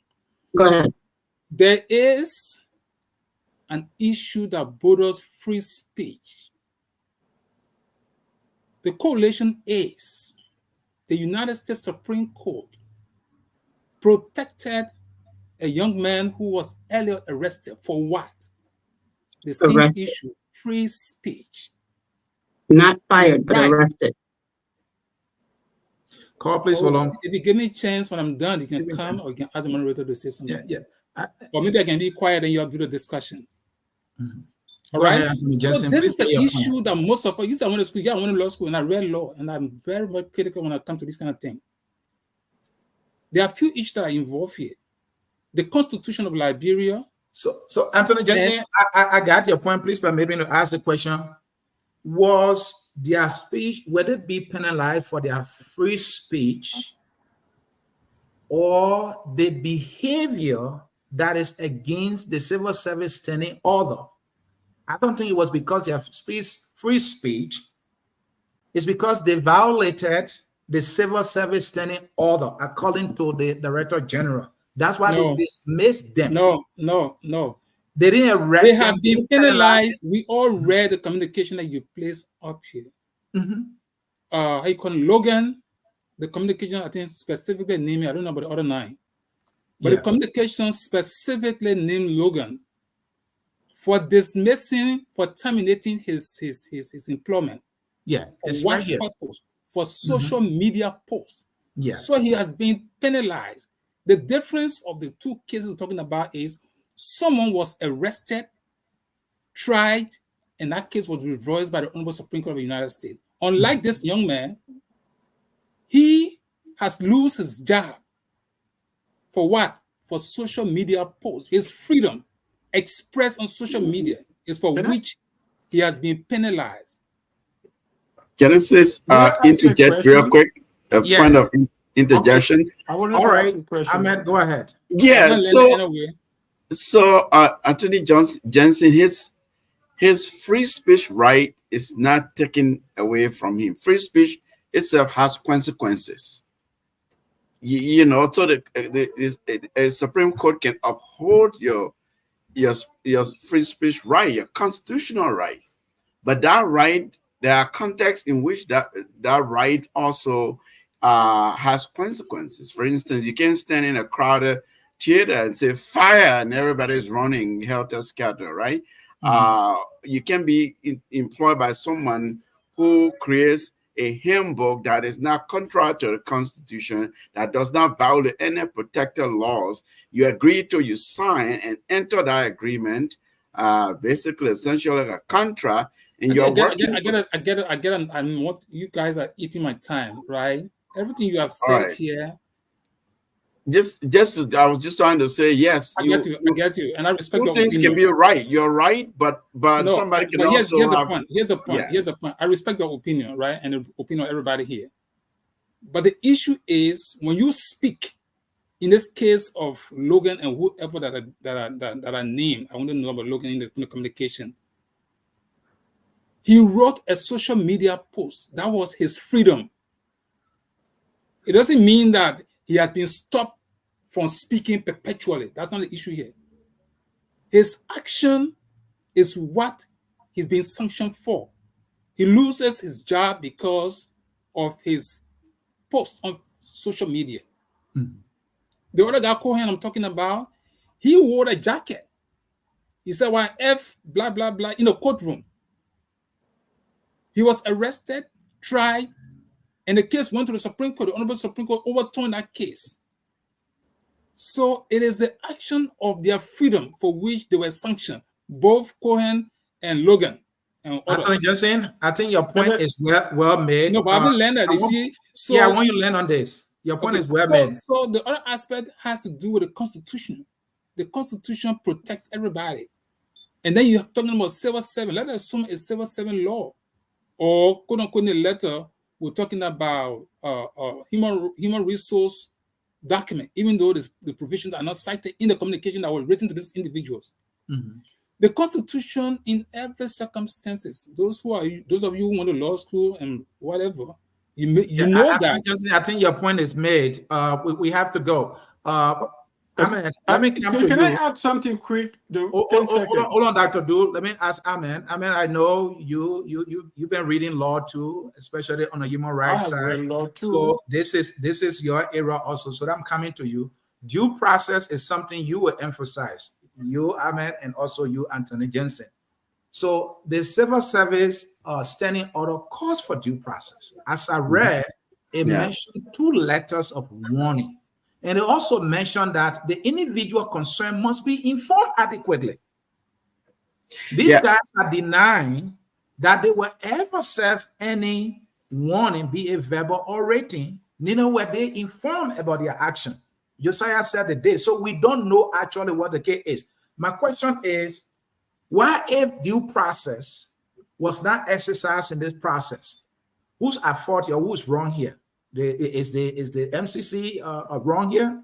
If due process not? Well, no, Anthony, the employment law can be very specific, right? Okay. Some employers will say you have they can sort of cascade a process. They will say when there's a misconduct of certain degrees, there is no other process. The person that's automatic dismissal.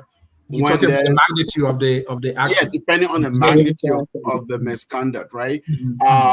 It could be you get verbal warning, you get cited and educated and scolded, and maybe you know, you those are all due process, right? Some will say first offense, you get your supervisor will warn you verbally. Second offense, they will write you to cite the misconduct and then to show you corrective measure and consequences. The third, they will say, will be removal or discharge without further warning. So different employers have, as long as it's not in violation of any protected law, any protected class, you can play with, you know, your employee handbook or a code of conduct or some standing order like that.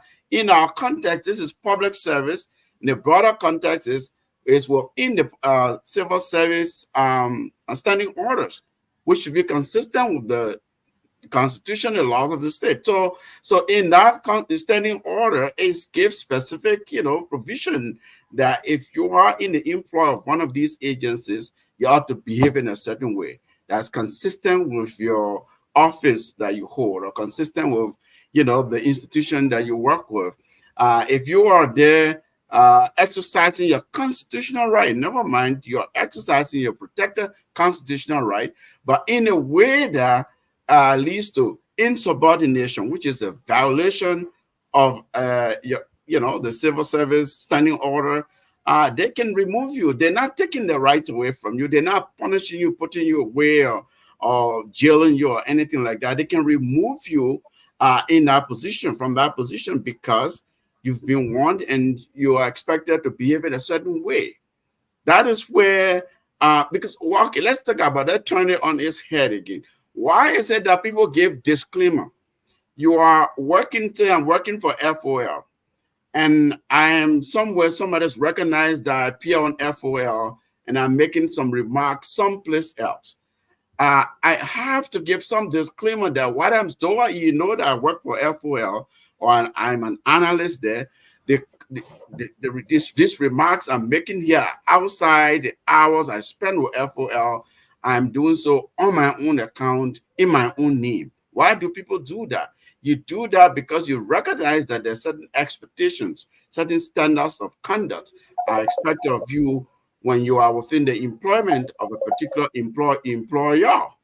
So these are the kinds of things we're talking about. We're not elevating this to say, you know, seize the person's constitutional right. Even the Table Mountain law you're talking about, it, Kamara A. Abdullah Kamara, it was journalists, reporters who were being penalized. They were in prison. They will say all kinds of, you know, negative consequences just for being a journalist, right? So the contexts are different. Sometimes some of these, you know, sort of these administrative laws that we're talking about, they really happen. You have to look at the context and be able to render interpretation to it. Thank you. And Carl, there's something Josiah said that I don't know what to make of it, so I want to get your take. He said the Civil Service Agency requires the Memorial City Corporation to immediately relieve 9 employees who have consistently engaged in dangerous and destructive social media campaigns against public officials, particularly targeting the president of Liberia. Josiah stated, this is the part I want you to really comment on. These actions have significant harm. Listen, Carl. These actions have caused significant harm to the reputation and image of MCC. The negative portrayal of government officials by these unscrupulous employees has far-reaching effects on the individuals concerned and the government as a whole. Do you see it that way? Absolutely. So you have a situation where people lack professional decorum, and because their behavior is not in line with the responsibilities and the expectations of their career or their job or whatever they're doing, the employer has a right to sever that relationship. If you go to work and you use a derogatory ethnic slur against a coworker as a civil servant, there is no warning, there is no written warning, there's no verbal warning. That is summary dismissal.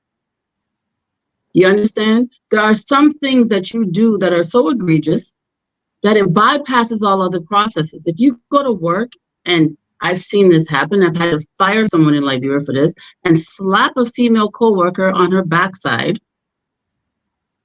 you do not go through any other process. You are dismissed immediately. Gross insubordination. There are certain things that you do that are not performance related, that are not coachable. They're so egregious that that relationship with your employer can be severed. That is completely different. And it is in no way analogous to someone being arrested for saying things. And I want to make it clear, because there are a number of cases that our attorney here, our counselor here didn't cite, which over 100 cases in the US within the last 18 months where people have lost their jobs because of social media posts, and they have gone nowhere. Because this is not the same as losing your freedom. It is not at the same, it doesn't meet the same standard. So to try to confuse the two is again to politicize it. This is not, we're going to try to politicize it. We use, this is like losing your job as a civil servant is like being arrested, taken to Bella Yala for talking against the president. No, it is not. He's still free to continue to insult the president, but he's going to do so as a private citizen, not under the banner of a civil servant. Dr. Doak? Yes. I wanted to ask Anthony Johnson? Anthony Johnson about this correlation, because I don't see the correlation between a guy walking into a courtroom with a T-shirt and a guy working for the government insulting his boss, who's the president. Remember now, I like to look at it from a political point of view, that this guy worked in a city hall, and I listened to your interview today, and he said he is the liaison between City Hall and the community, right? Mm-hmm. So if he's calling President Boakai a criminal, how can he do that job politically? Let's forget about all the nuance and illegal things. How can he do that job if he's calling Boakai a mafia criminal, but he's the liaison between the city and City Hall? How can he do that job? Did you go to a speech every time he speaks and say, well, too bad we can't clean the house, we can't clean the road because your president is a criminal, he's eating all the money? Come on, let's be serious. It's a political issue. I think that this is the issue here. I think most of you are. No. That's the issue from my point of view. You have your point of view. Your point of view is legal. But you were asking a question, right? No, I think you were asking a question. I did let you speak, sir. Okay. So you don't confuse these two things. The guy works for the government. City Hall is under the government. Every person who works in that government, he's a political appointee. He became a civil servant, but hey, you know what? That's the thing. You speak your mind, but you do it as an independent person. If that guy who was arrested in LA was working for City Hall, he would have been dismissed that same day, arrested or not. He couldn't have done that as a City Hall worker. No, the court. No, I'm not talking about the court. The guy who was wearing the T-shirt in the court, if he was working for City Hall in that city, he would have done it. Mm-hmm. You see my point? Mm-hmm. He would have been dismissed. He said, no, you're not supposed to do this.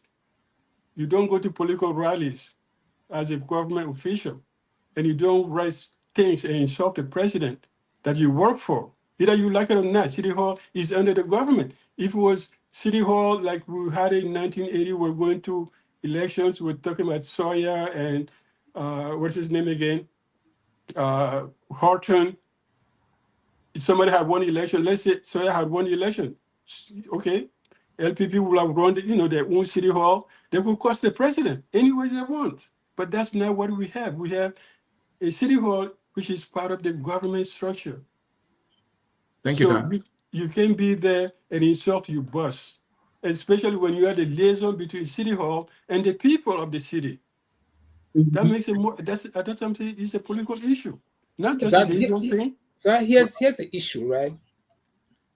You guys should get prepared that every free speech at different institutions of government, probably people are going to be dismissed continuously.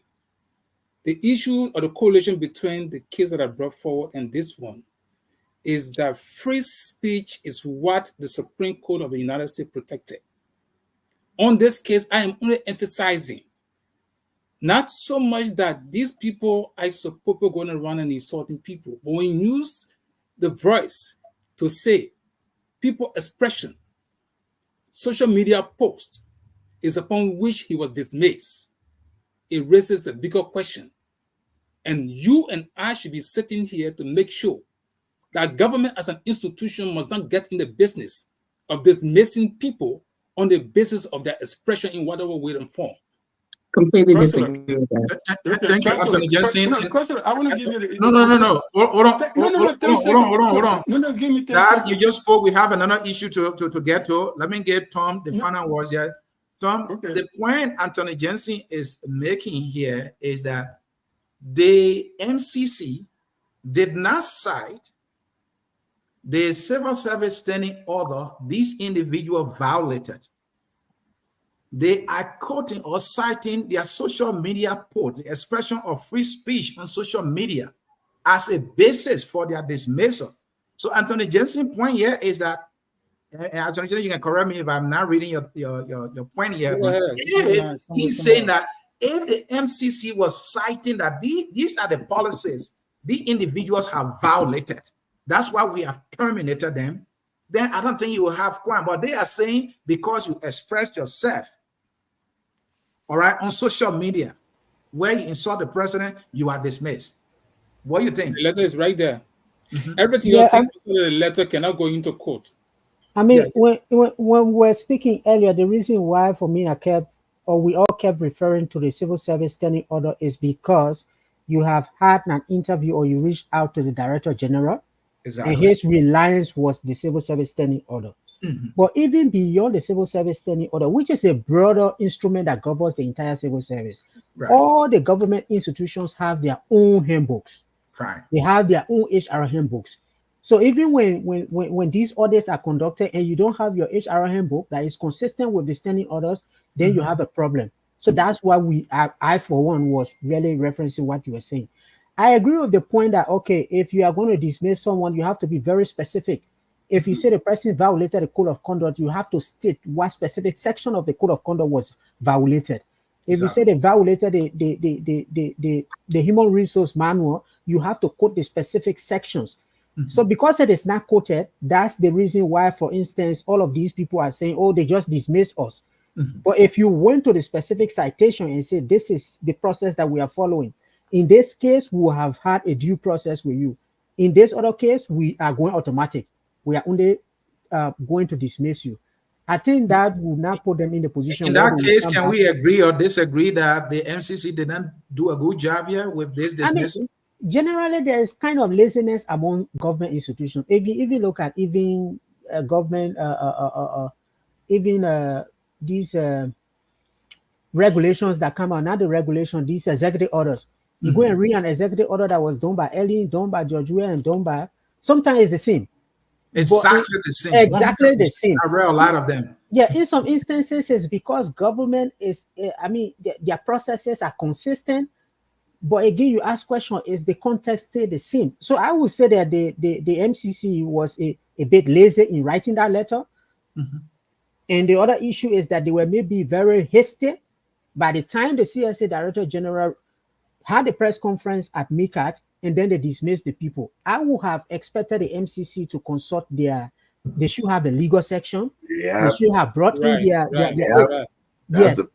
They should have brought in their HR section, because it is not the CSA that is doing the dismissal. If CSA should not even direct anybody to be dismissed at the Mora City Corporation. I hope these guys will either take a challenge or go to the court.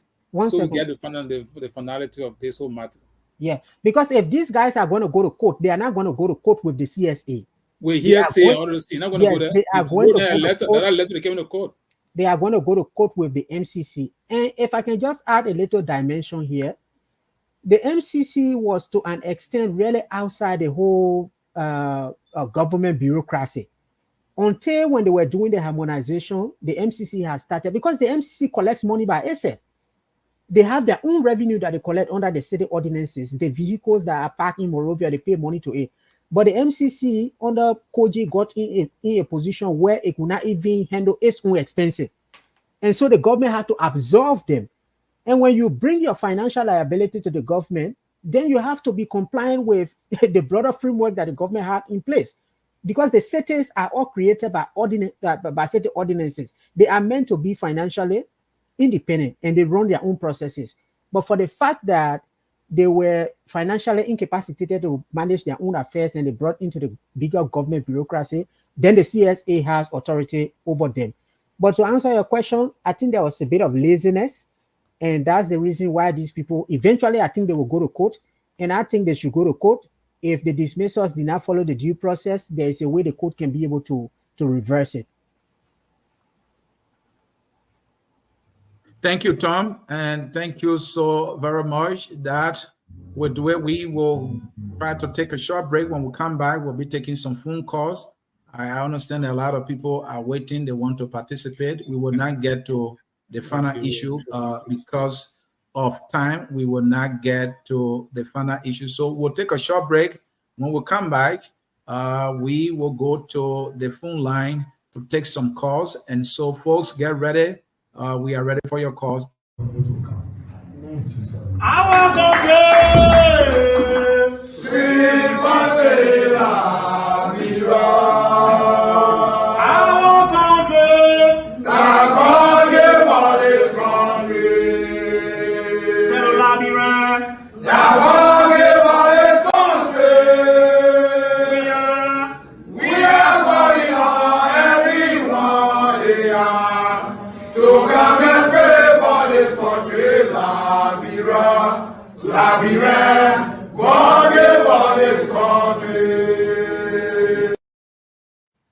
Indeed, fellow librarians, God gave us this country, and it's our responsibility to make it what we want it to be. We have opened the phone line. If you want to participate, 605-313-6004. Don't hesitate to enter the code 7914030#, and you will be given the opportunity to participate in the discussion. While we wait for call, we'll take last few second break. We'll be right back. We are Liberia.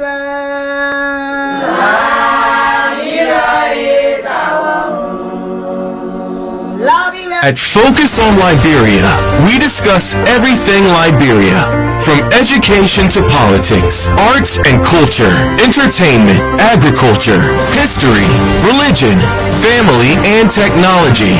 Focus on Liberia uncovers and showcases the best of Liberia and shows the world the truth about Liberia. We educate, elevate, and promote all things Liberia. We conduct interviews, panel discussions, debates, and more. Tune in to Focus on Liberia on Facebook and YouTube and be a part of the stories that make up the news. This is Focus on Liberia, and I am Panelist. And we are back with you here. We have a caller on the line. That is Anthony Freeman. That is Anthony Warner. Call your name Freeman. Call your name, you are live. Okay, thank you very much. You know, one of the things about Liberia is everybody is an expert in every area. And that's part of the reason why Liberia continue to go down the drain. The first thing is doubtful whether the MCC is a civil service institution. They appear more like an independent institution than a civil service institution. So it's doubtful whether they operate under the civil service ordinance. The second thing is, under the Liberian Constitution, everybody is entitled to the due process of law. And the due process of law, the issue has been handed down in any case law going as far back as 1937 in a celebrated Liberian case called Wallow versus Wallow, where it was stated that before you take away a right, before you take away an entitlement, you must have a hearing consistent with the due process of law. But what we see in Liberia is that every time they want to take action, they just go ahead and they take action. Due process doesn't mean you got to open a courtroom in MCC. It just simply means, like, for example, if you need to call them, you confront them with whatever charges you have for them, ask them to explain themselves. If they don't explain themselves properly, you can terminate them.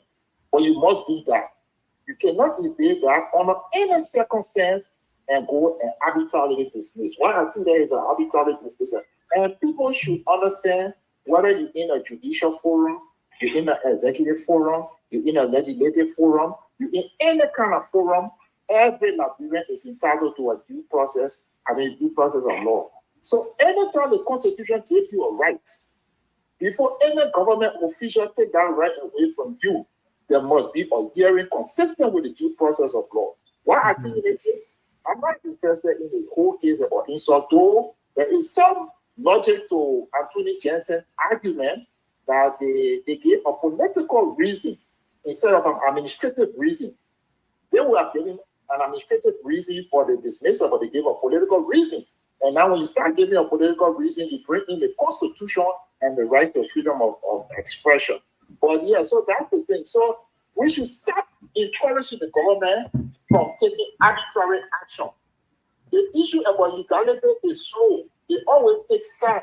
So when they are angry, fine. But consult your legal department. Don't just go take arbitrary action and at the end of the day, you lose. So that's just what I wanted to say. Thank you. That was Antonin Warner Konyene Freeman. Let's go to the phone line again. We have the man, Evis Morris. Mr. Morris, you are live. All right. Thank you. Thank you, Mr. C, and hello to the panelists. Look, I just want to say this. When Mike Jabate, who is serving at the will and pleasure of our president, when he made, you're going to kill Jake Koluba? Yeah, when he made he's going to kill Jake Koluba. The Civil Service Agency Director General have any qualms about that? Did he recommend any, action against, the deputy or whatever position he has? Right. So I think Josiah Joker, we interacted with him on his platform. He's a smart guy. We respect him. But I think his admiration for the president is getting in the way of it because he's too emotional. Just as some of us who like President we are, in our own private capacity, we try to defend him. I think in that public capacity, he's trying to defend the president. Or he's insulted by those guys insulting the president. So when these guys like to dish it up or they can't take, I know people in Liberia who work in the healthcare sector who have high positions, and they were actively campaigning against President Weir during the elections. People that I spoke with, family members of mine, even who have government positions, who are actively against the president and insulting him all the time and go on Facebook and openly, taunts the president and call him incompetent. They all of those things, but they still have the job at the health ministry. So the reality is, George Weir was perhaps more thick-skinned than we thought because people like to hear it. Some people will sit on this platform and laugh when people insult President Weir. They say all kinds of things about him. They laugh about it. But the moment it's against Joseph, like, oh, you got to respect the president. Oh, you got to, to get personally offended. So my point here is, like the lawyer said, I think there was a provision in that code of conduct, or there was a section there that said you have to give them 2 warnings. And if in fact they didn't follow it, then maybe they're in the wrong. But again, I'm no lawyer. I'm not going to cosplay as a lawyer. But the reality is that the procedure. If you're going to flag them for insubordination or for whatever else, there's a process that you must follow. You can't just fire them simply because they did something that you deem so egregious. If it's not clearly stated in your code of conduct, you have to go through the due process that is stated in that code of conduct. And I don't think they follow it, to the letter of the law. But thank you. I appreciate the conversation. We'll be listening also. Thank you. Thank you. That's a fair point there. Mark Jabate, his behavior. Even the 2 officials are LDA. We heard those guys then using abusive languages. All right, when they were involved in that fight, they were. I just want to come in, Tony. Political appointees are not civil servants. So we're going to say that the civil service agency should be, talking about. That is correct. What is also true is the president has the power to terminate anybody. Those people that he appointed over there. He has exactly. So my point was just that I wanted to correct Elvis that's outside of the CSA's jurisdiction. That's fair. And I do agree fully that Mike Jabate is in violation of code of conduct for public officials, and should have definitely been that situation should have been handled immediately. But that's not the topic on hand. I couldn't agree more. All right, let's go to the next caller here is phone number ending in 7575. Oh, you are live. Go ahead. You have a minute. Yeah, good evening, everybody. Let's take the question to you, Anthony here. Yeah, your name first.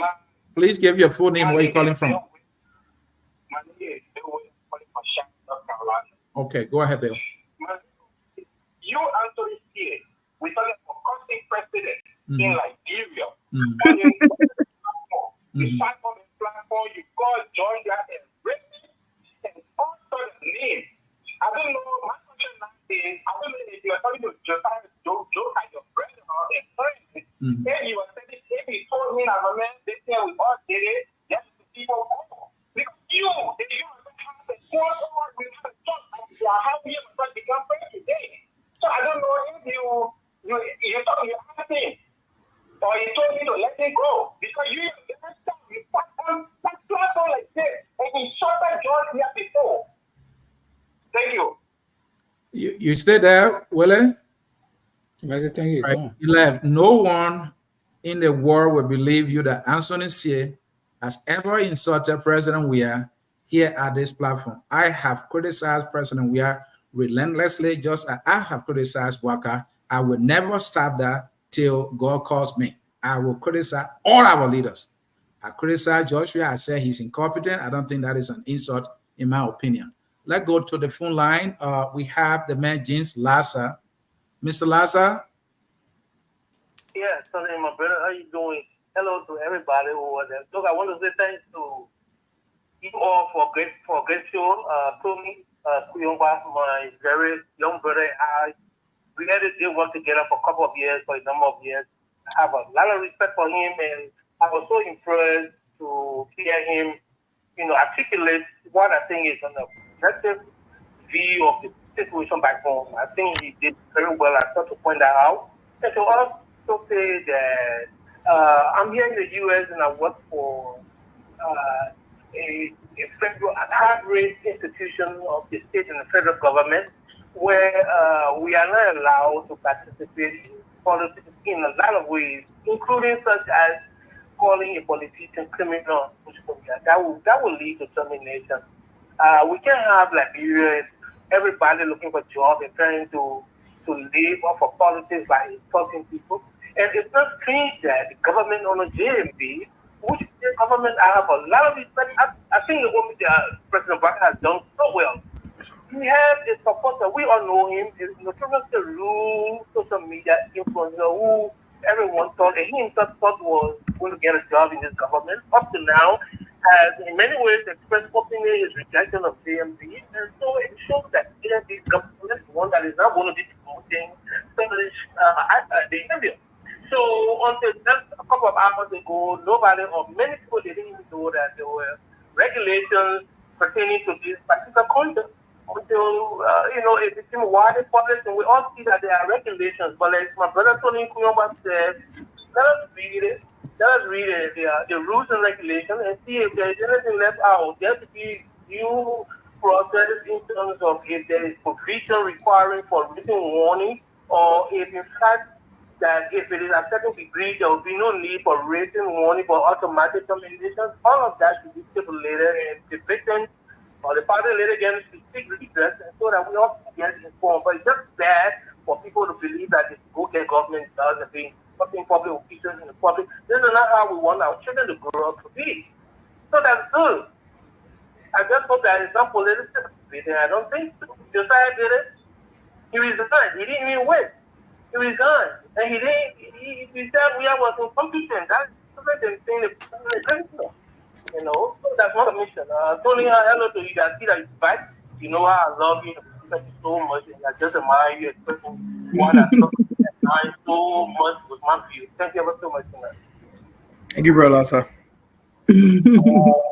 Flomo Livingstone, you are live.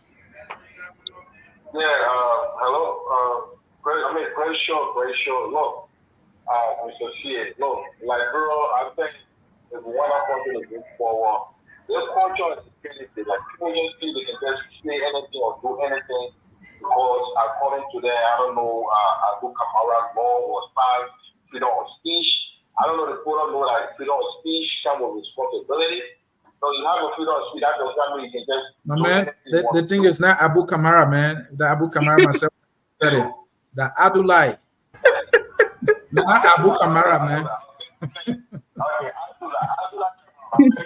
Thank you for the correction. All right, so bro. that law, I don't know, people just run with it. Being like, oh, that's the freedom of speech, They just say anything they want to say, and they don't with no consequence. And it shouldn't be like that. That's how the country, a real country should run.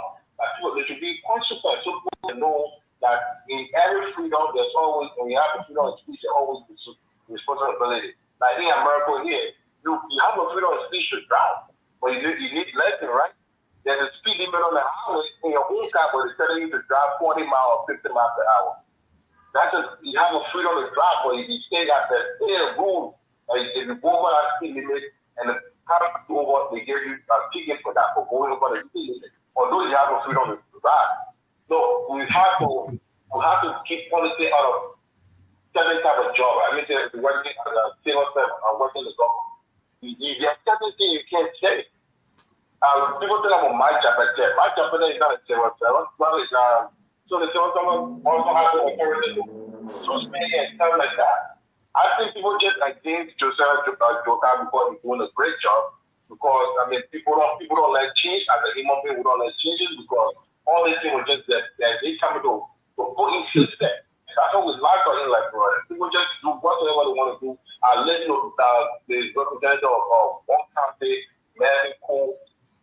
They just employ their own people and set their own salary. Who does that? They just employ someone and you say, oh, pay this person this amount. It doesn't work that way. Thank you. He's trying to struggle people and they don't like it. That's why they're trying to look for all men. And those people deserve to be fired. I hope they should stay fired now. They have all the freedom to do whatever they want to say. They can insult the president now. Nobody will go after it. Thank you. Thank you. We have Trokon Bayo. Trokon, you are live. Thank you, Anthony. Good evening, everyone. This football guy, I don't know. I'm so sorry I have to follow this guy, man. He's very interesting. He called the show all the time and just everything 110%. But I don't know what this guy actually did critical thinking in school. I don't know about that at all. Please say yours and leave Flomo alone. I will leave him. So this guy is a very interesting individual.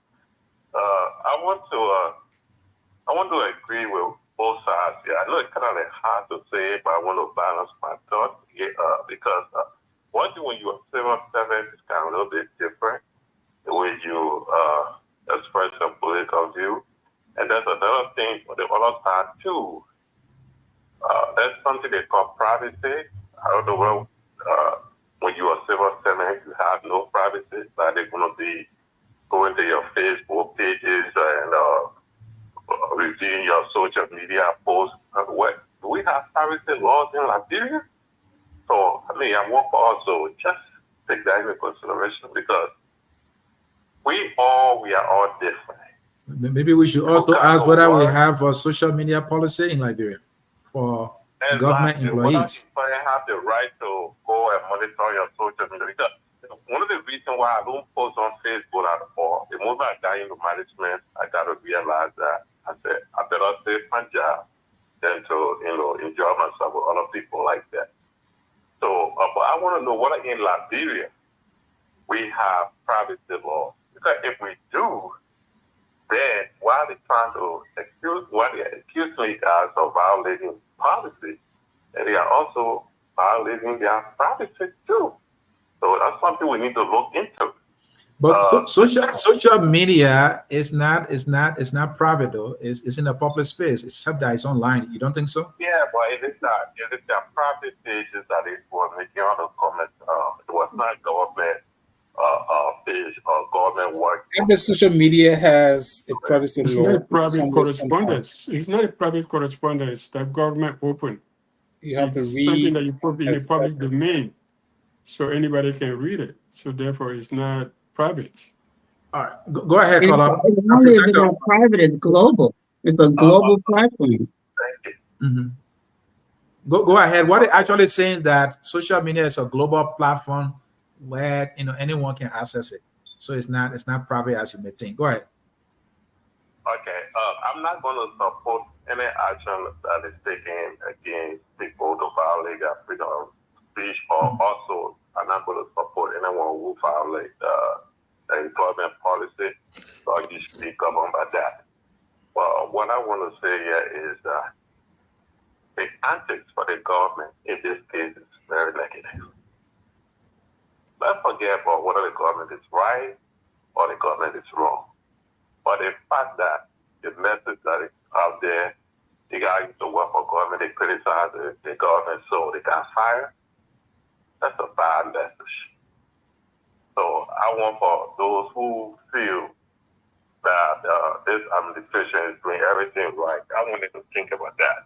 Whether the message that government is sending out there is not the kind of message that we should get from the dictator. So let them think about that. That's all I want to say. Thank you. Thank you, Trokon. So that will do it for all the colors we have. And because of time, I'll come back to you for your closing. I'll get each of you maximum of 2 minutes on the two issues we discussed. And I will start with Anthony Jensen. Thank you so much.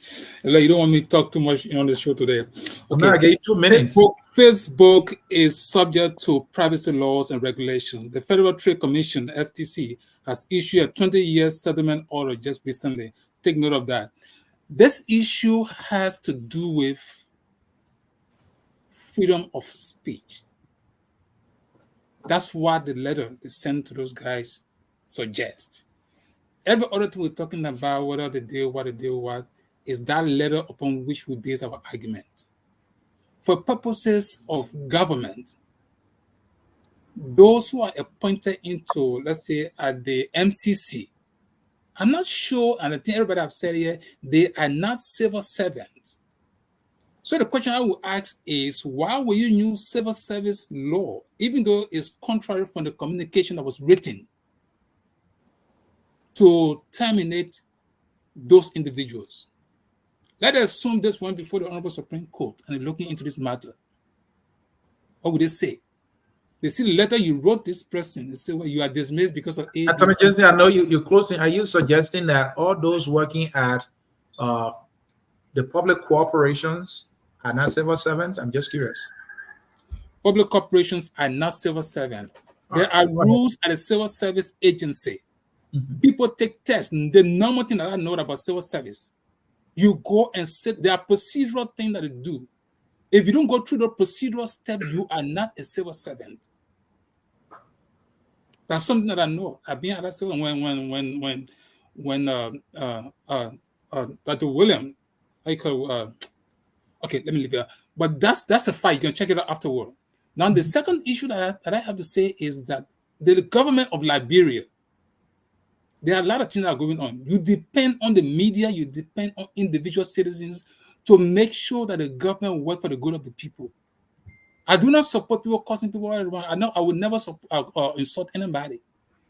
I was not trained to be that way. But you are discussing about freedom. When it comes to that aspect, the Constitution protects people.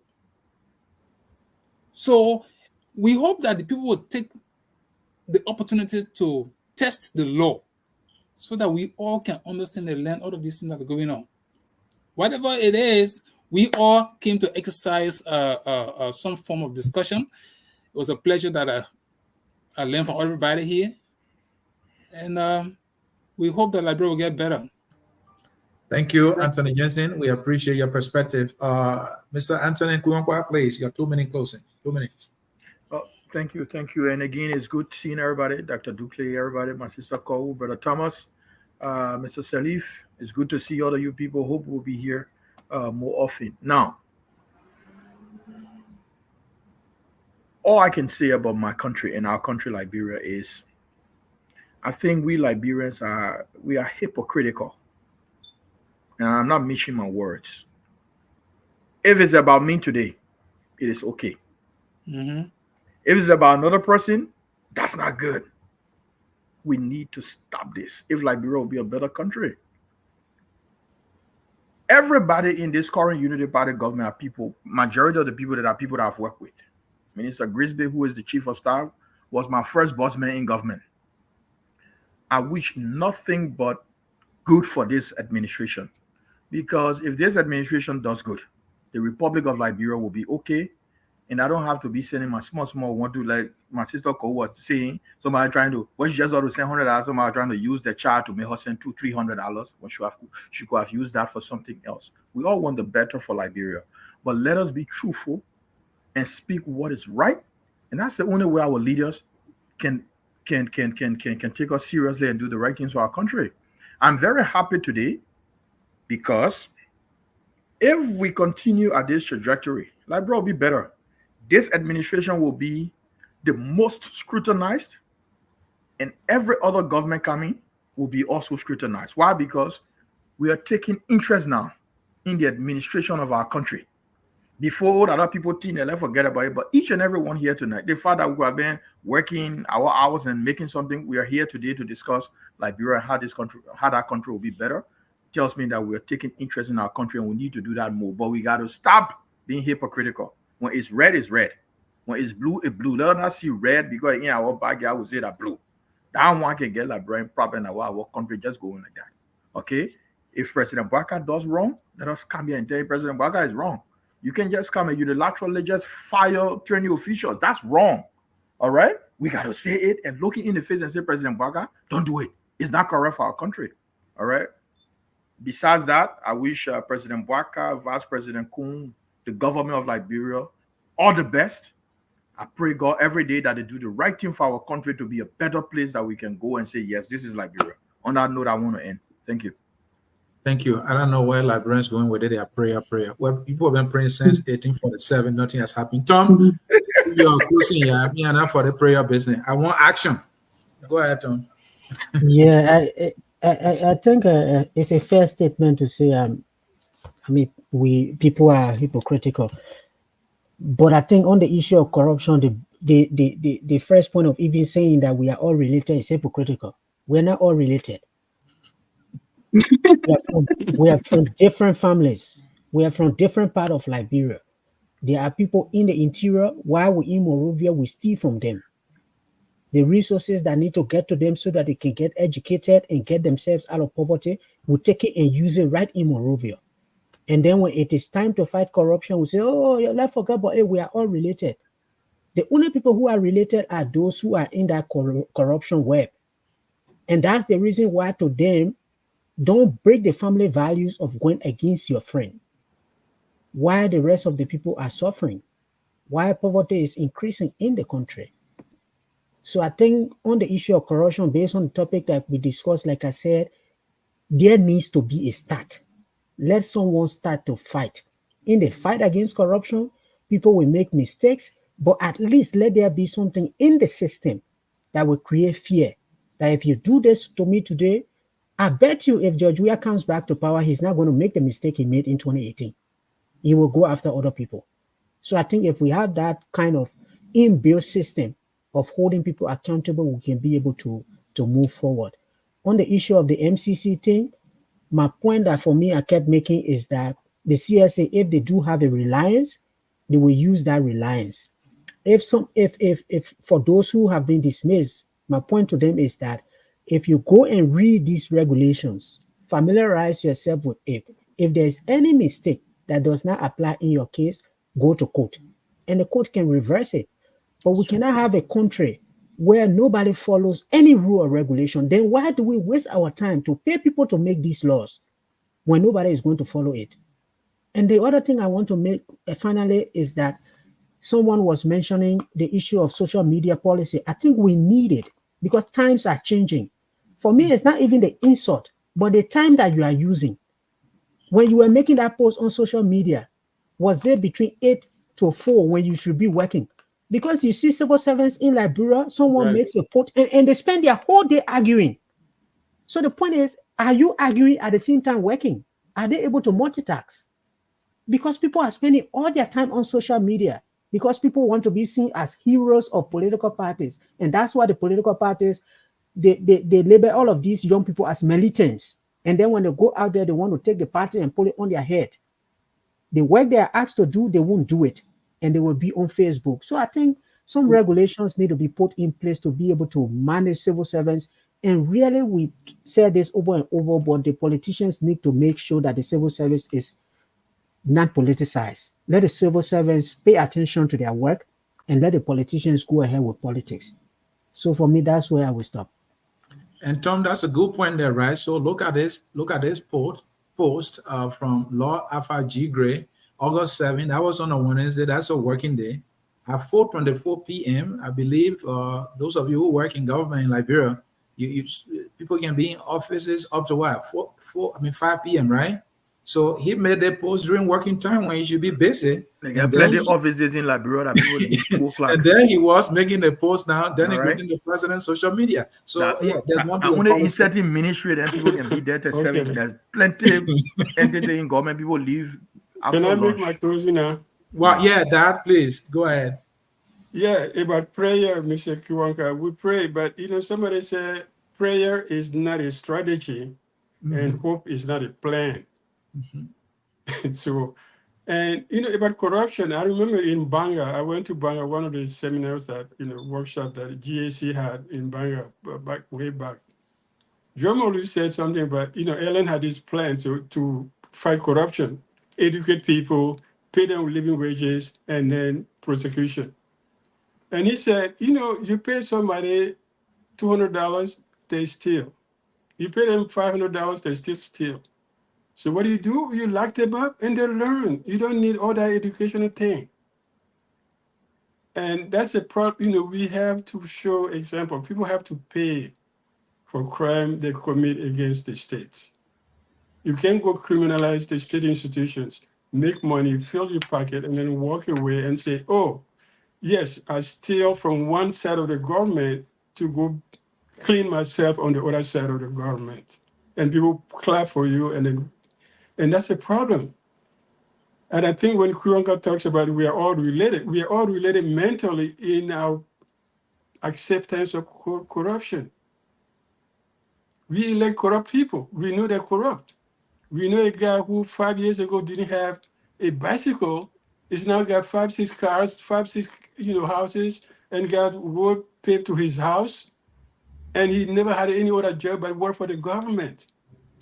And we say, oh man, yeah, let it go. That's where we are all connected. It's not family. We don't have family blood, but we're all connected because we accept corruption as a way of life, because we see the states as the elephant meat where everybody comes and carve his share or her share and share it with everybody else in the family. And then everybody survive, because that's the mentality. We don't consider the state. We have so many layers of loyalty. When we go from the tribe to the church, to the school, to this and that, by the time we get to the state, there's no more layer for state. There's no more loyalty left, because we are loyal to so many little things in our lives that we consider so important. And that's a problem we have. Talking about City Hall, George Ware was the one I was listening to Anthony, I listened to you post with those guys discussion. You posted something. George Ware saying anybody who think they can cost the president and walk the street free, you got another day coming for you. It was George Ware who said that. And somebody said there are people in the government who are sabotaging unity, CDC government work, so they should be weeded out. Those are George Ware policies. So are we going to continue the same way? I'm not saying it's a repetition of the past, but I'm saying, hey, somebody, planted some bad seeds, and they're coming out. So I'll say, George, yes, sir. Mr. Queen, why you close? We're closing. No more second chance here. I'm listening to Dr. Ducle and my brother Kane. I don't know if they really understood what I meant when I said we are related. I believe we all here agree that corruption is a bad thing. So if I give you some time to close, I have to do it for everybody. Okay, please. Because I think they're misunderstanding what I meant by that. No, I'm not only responding to your comment. I'm responding to everyone that says it. George Weah said the same thing. A year into his administration, he spoke. He said, we are all related. That's why we can fight corruption. Because if you touch somebody, that person calls you. George Weah said the same thing. Anthony, they are reinforcing your statement. Dr. Duke couldn't put it right. He said, in our mind, when it comes to corruption, we are related, right? Because so many people who are in the corruption thing, they think the same way. But we have to leave it there. Let me come to our governance advisor to close. Thank you, Anthony. I think we're all related. It's it's a thing that we say, not in the sense of blood relationship. President Sirleaf says something in similar context in terms of not having won a war on corruption because of the interconnectedness of the society. But corruption can be won. Corruption can be won through legislations. Corruption can be won. You can't 100% eradicate corruption, but we can fight it on the education side. We can fight it on the political side. We can use legislations. Other countries have done it, right? You just have to make corruption very unattractive so that it's a risky business. You engage in corruption, you risk losing all the ill-gotten wealth. You lose going to jail. So high-profile people who are found to be guilty of corrupt acts, in other societies that have gotten out of this quagmire and developed a little bit. That's what it did.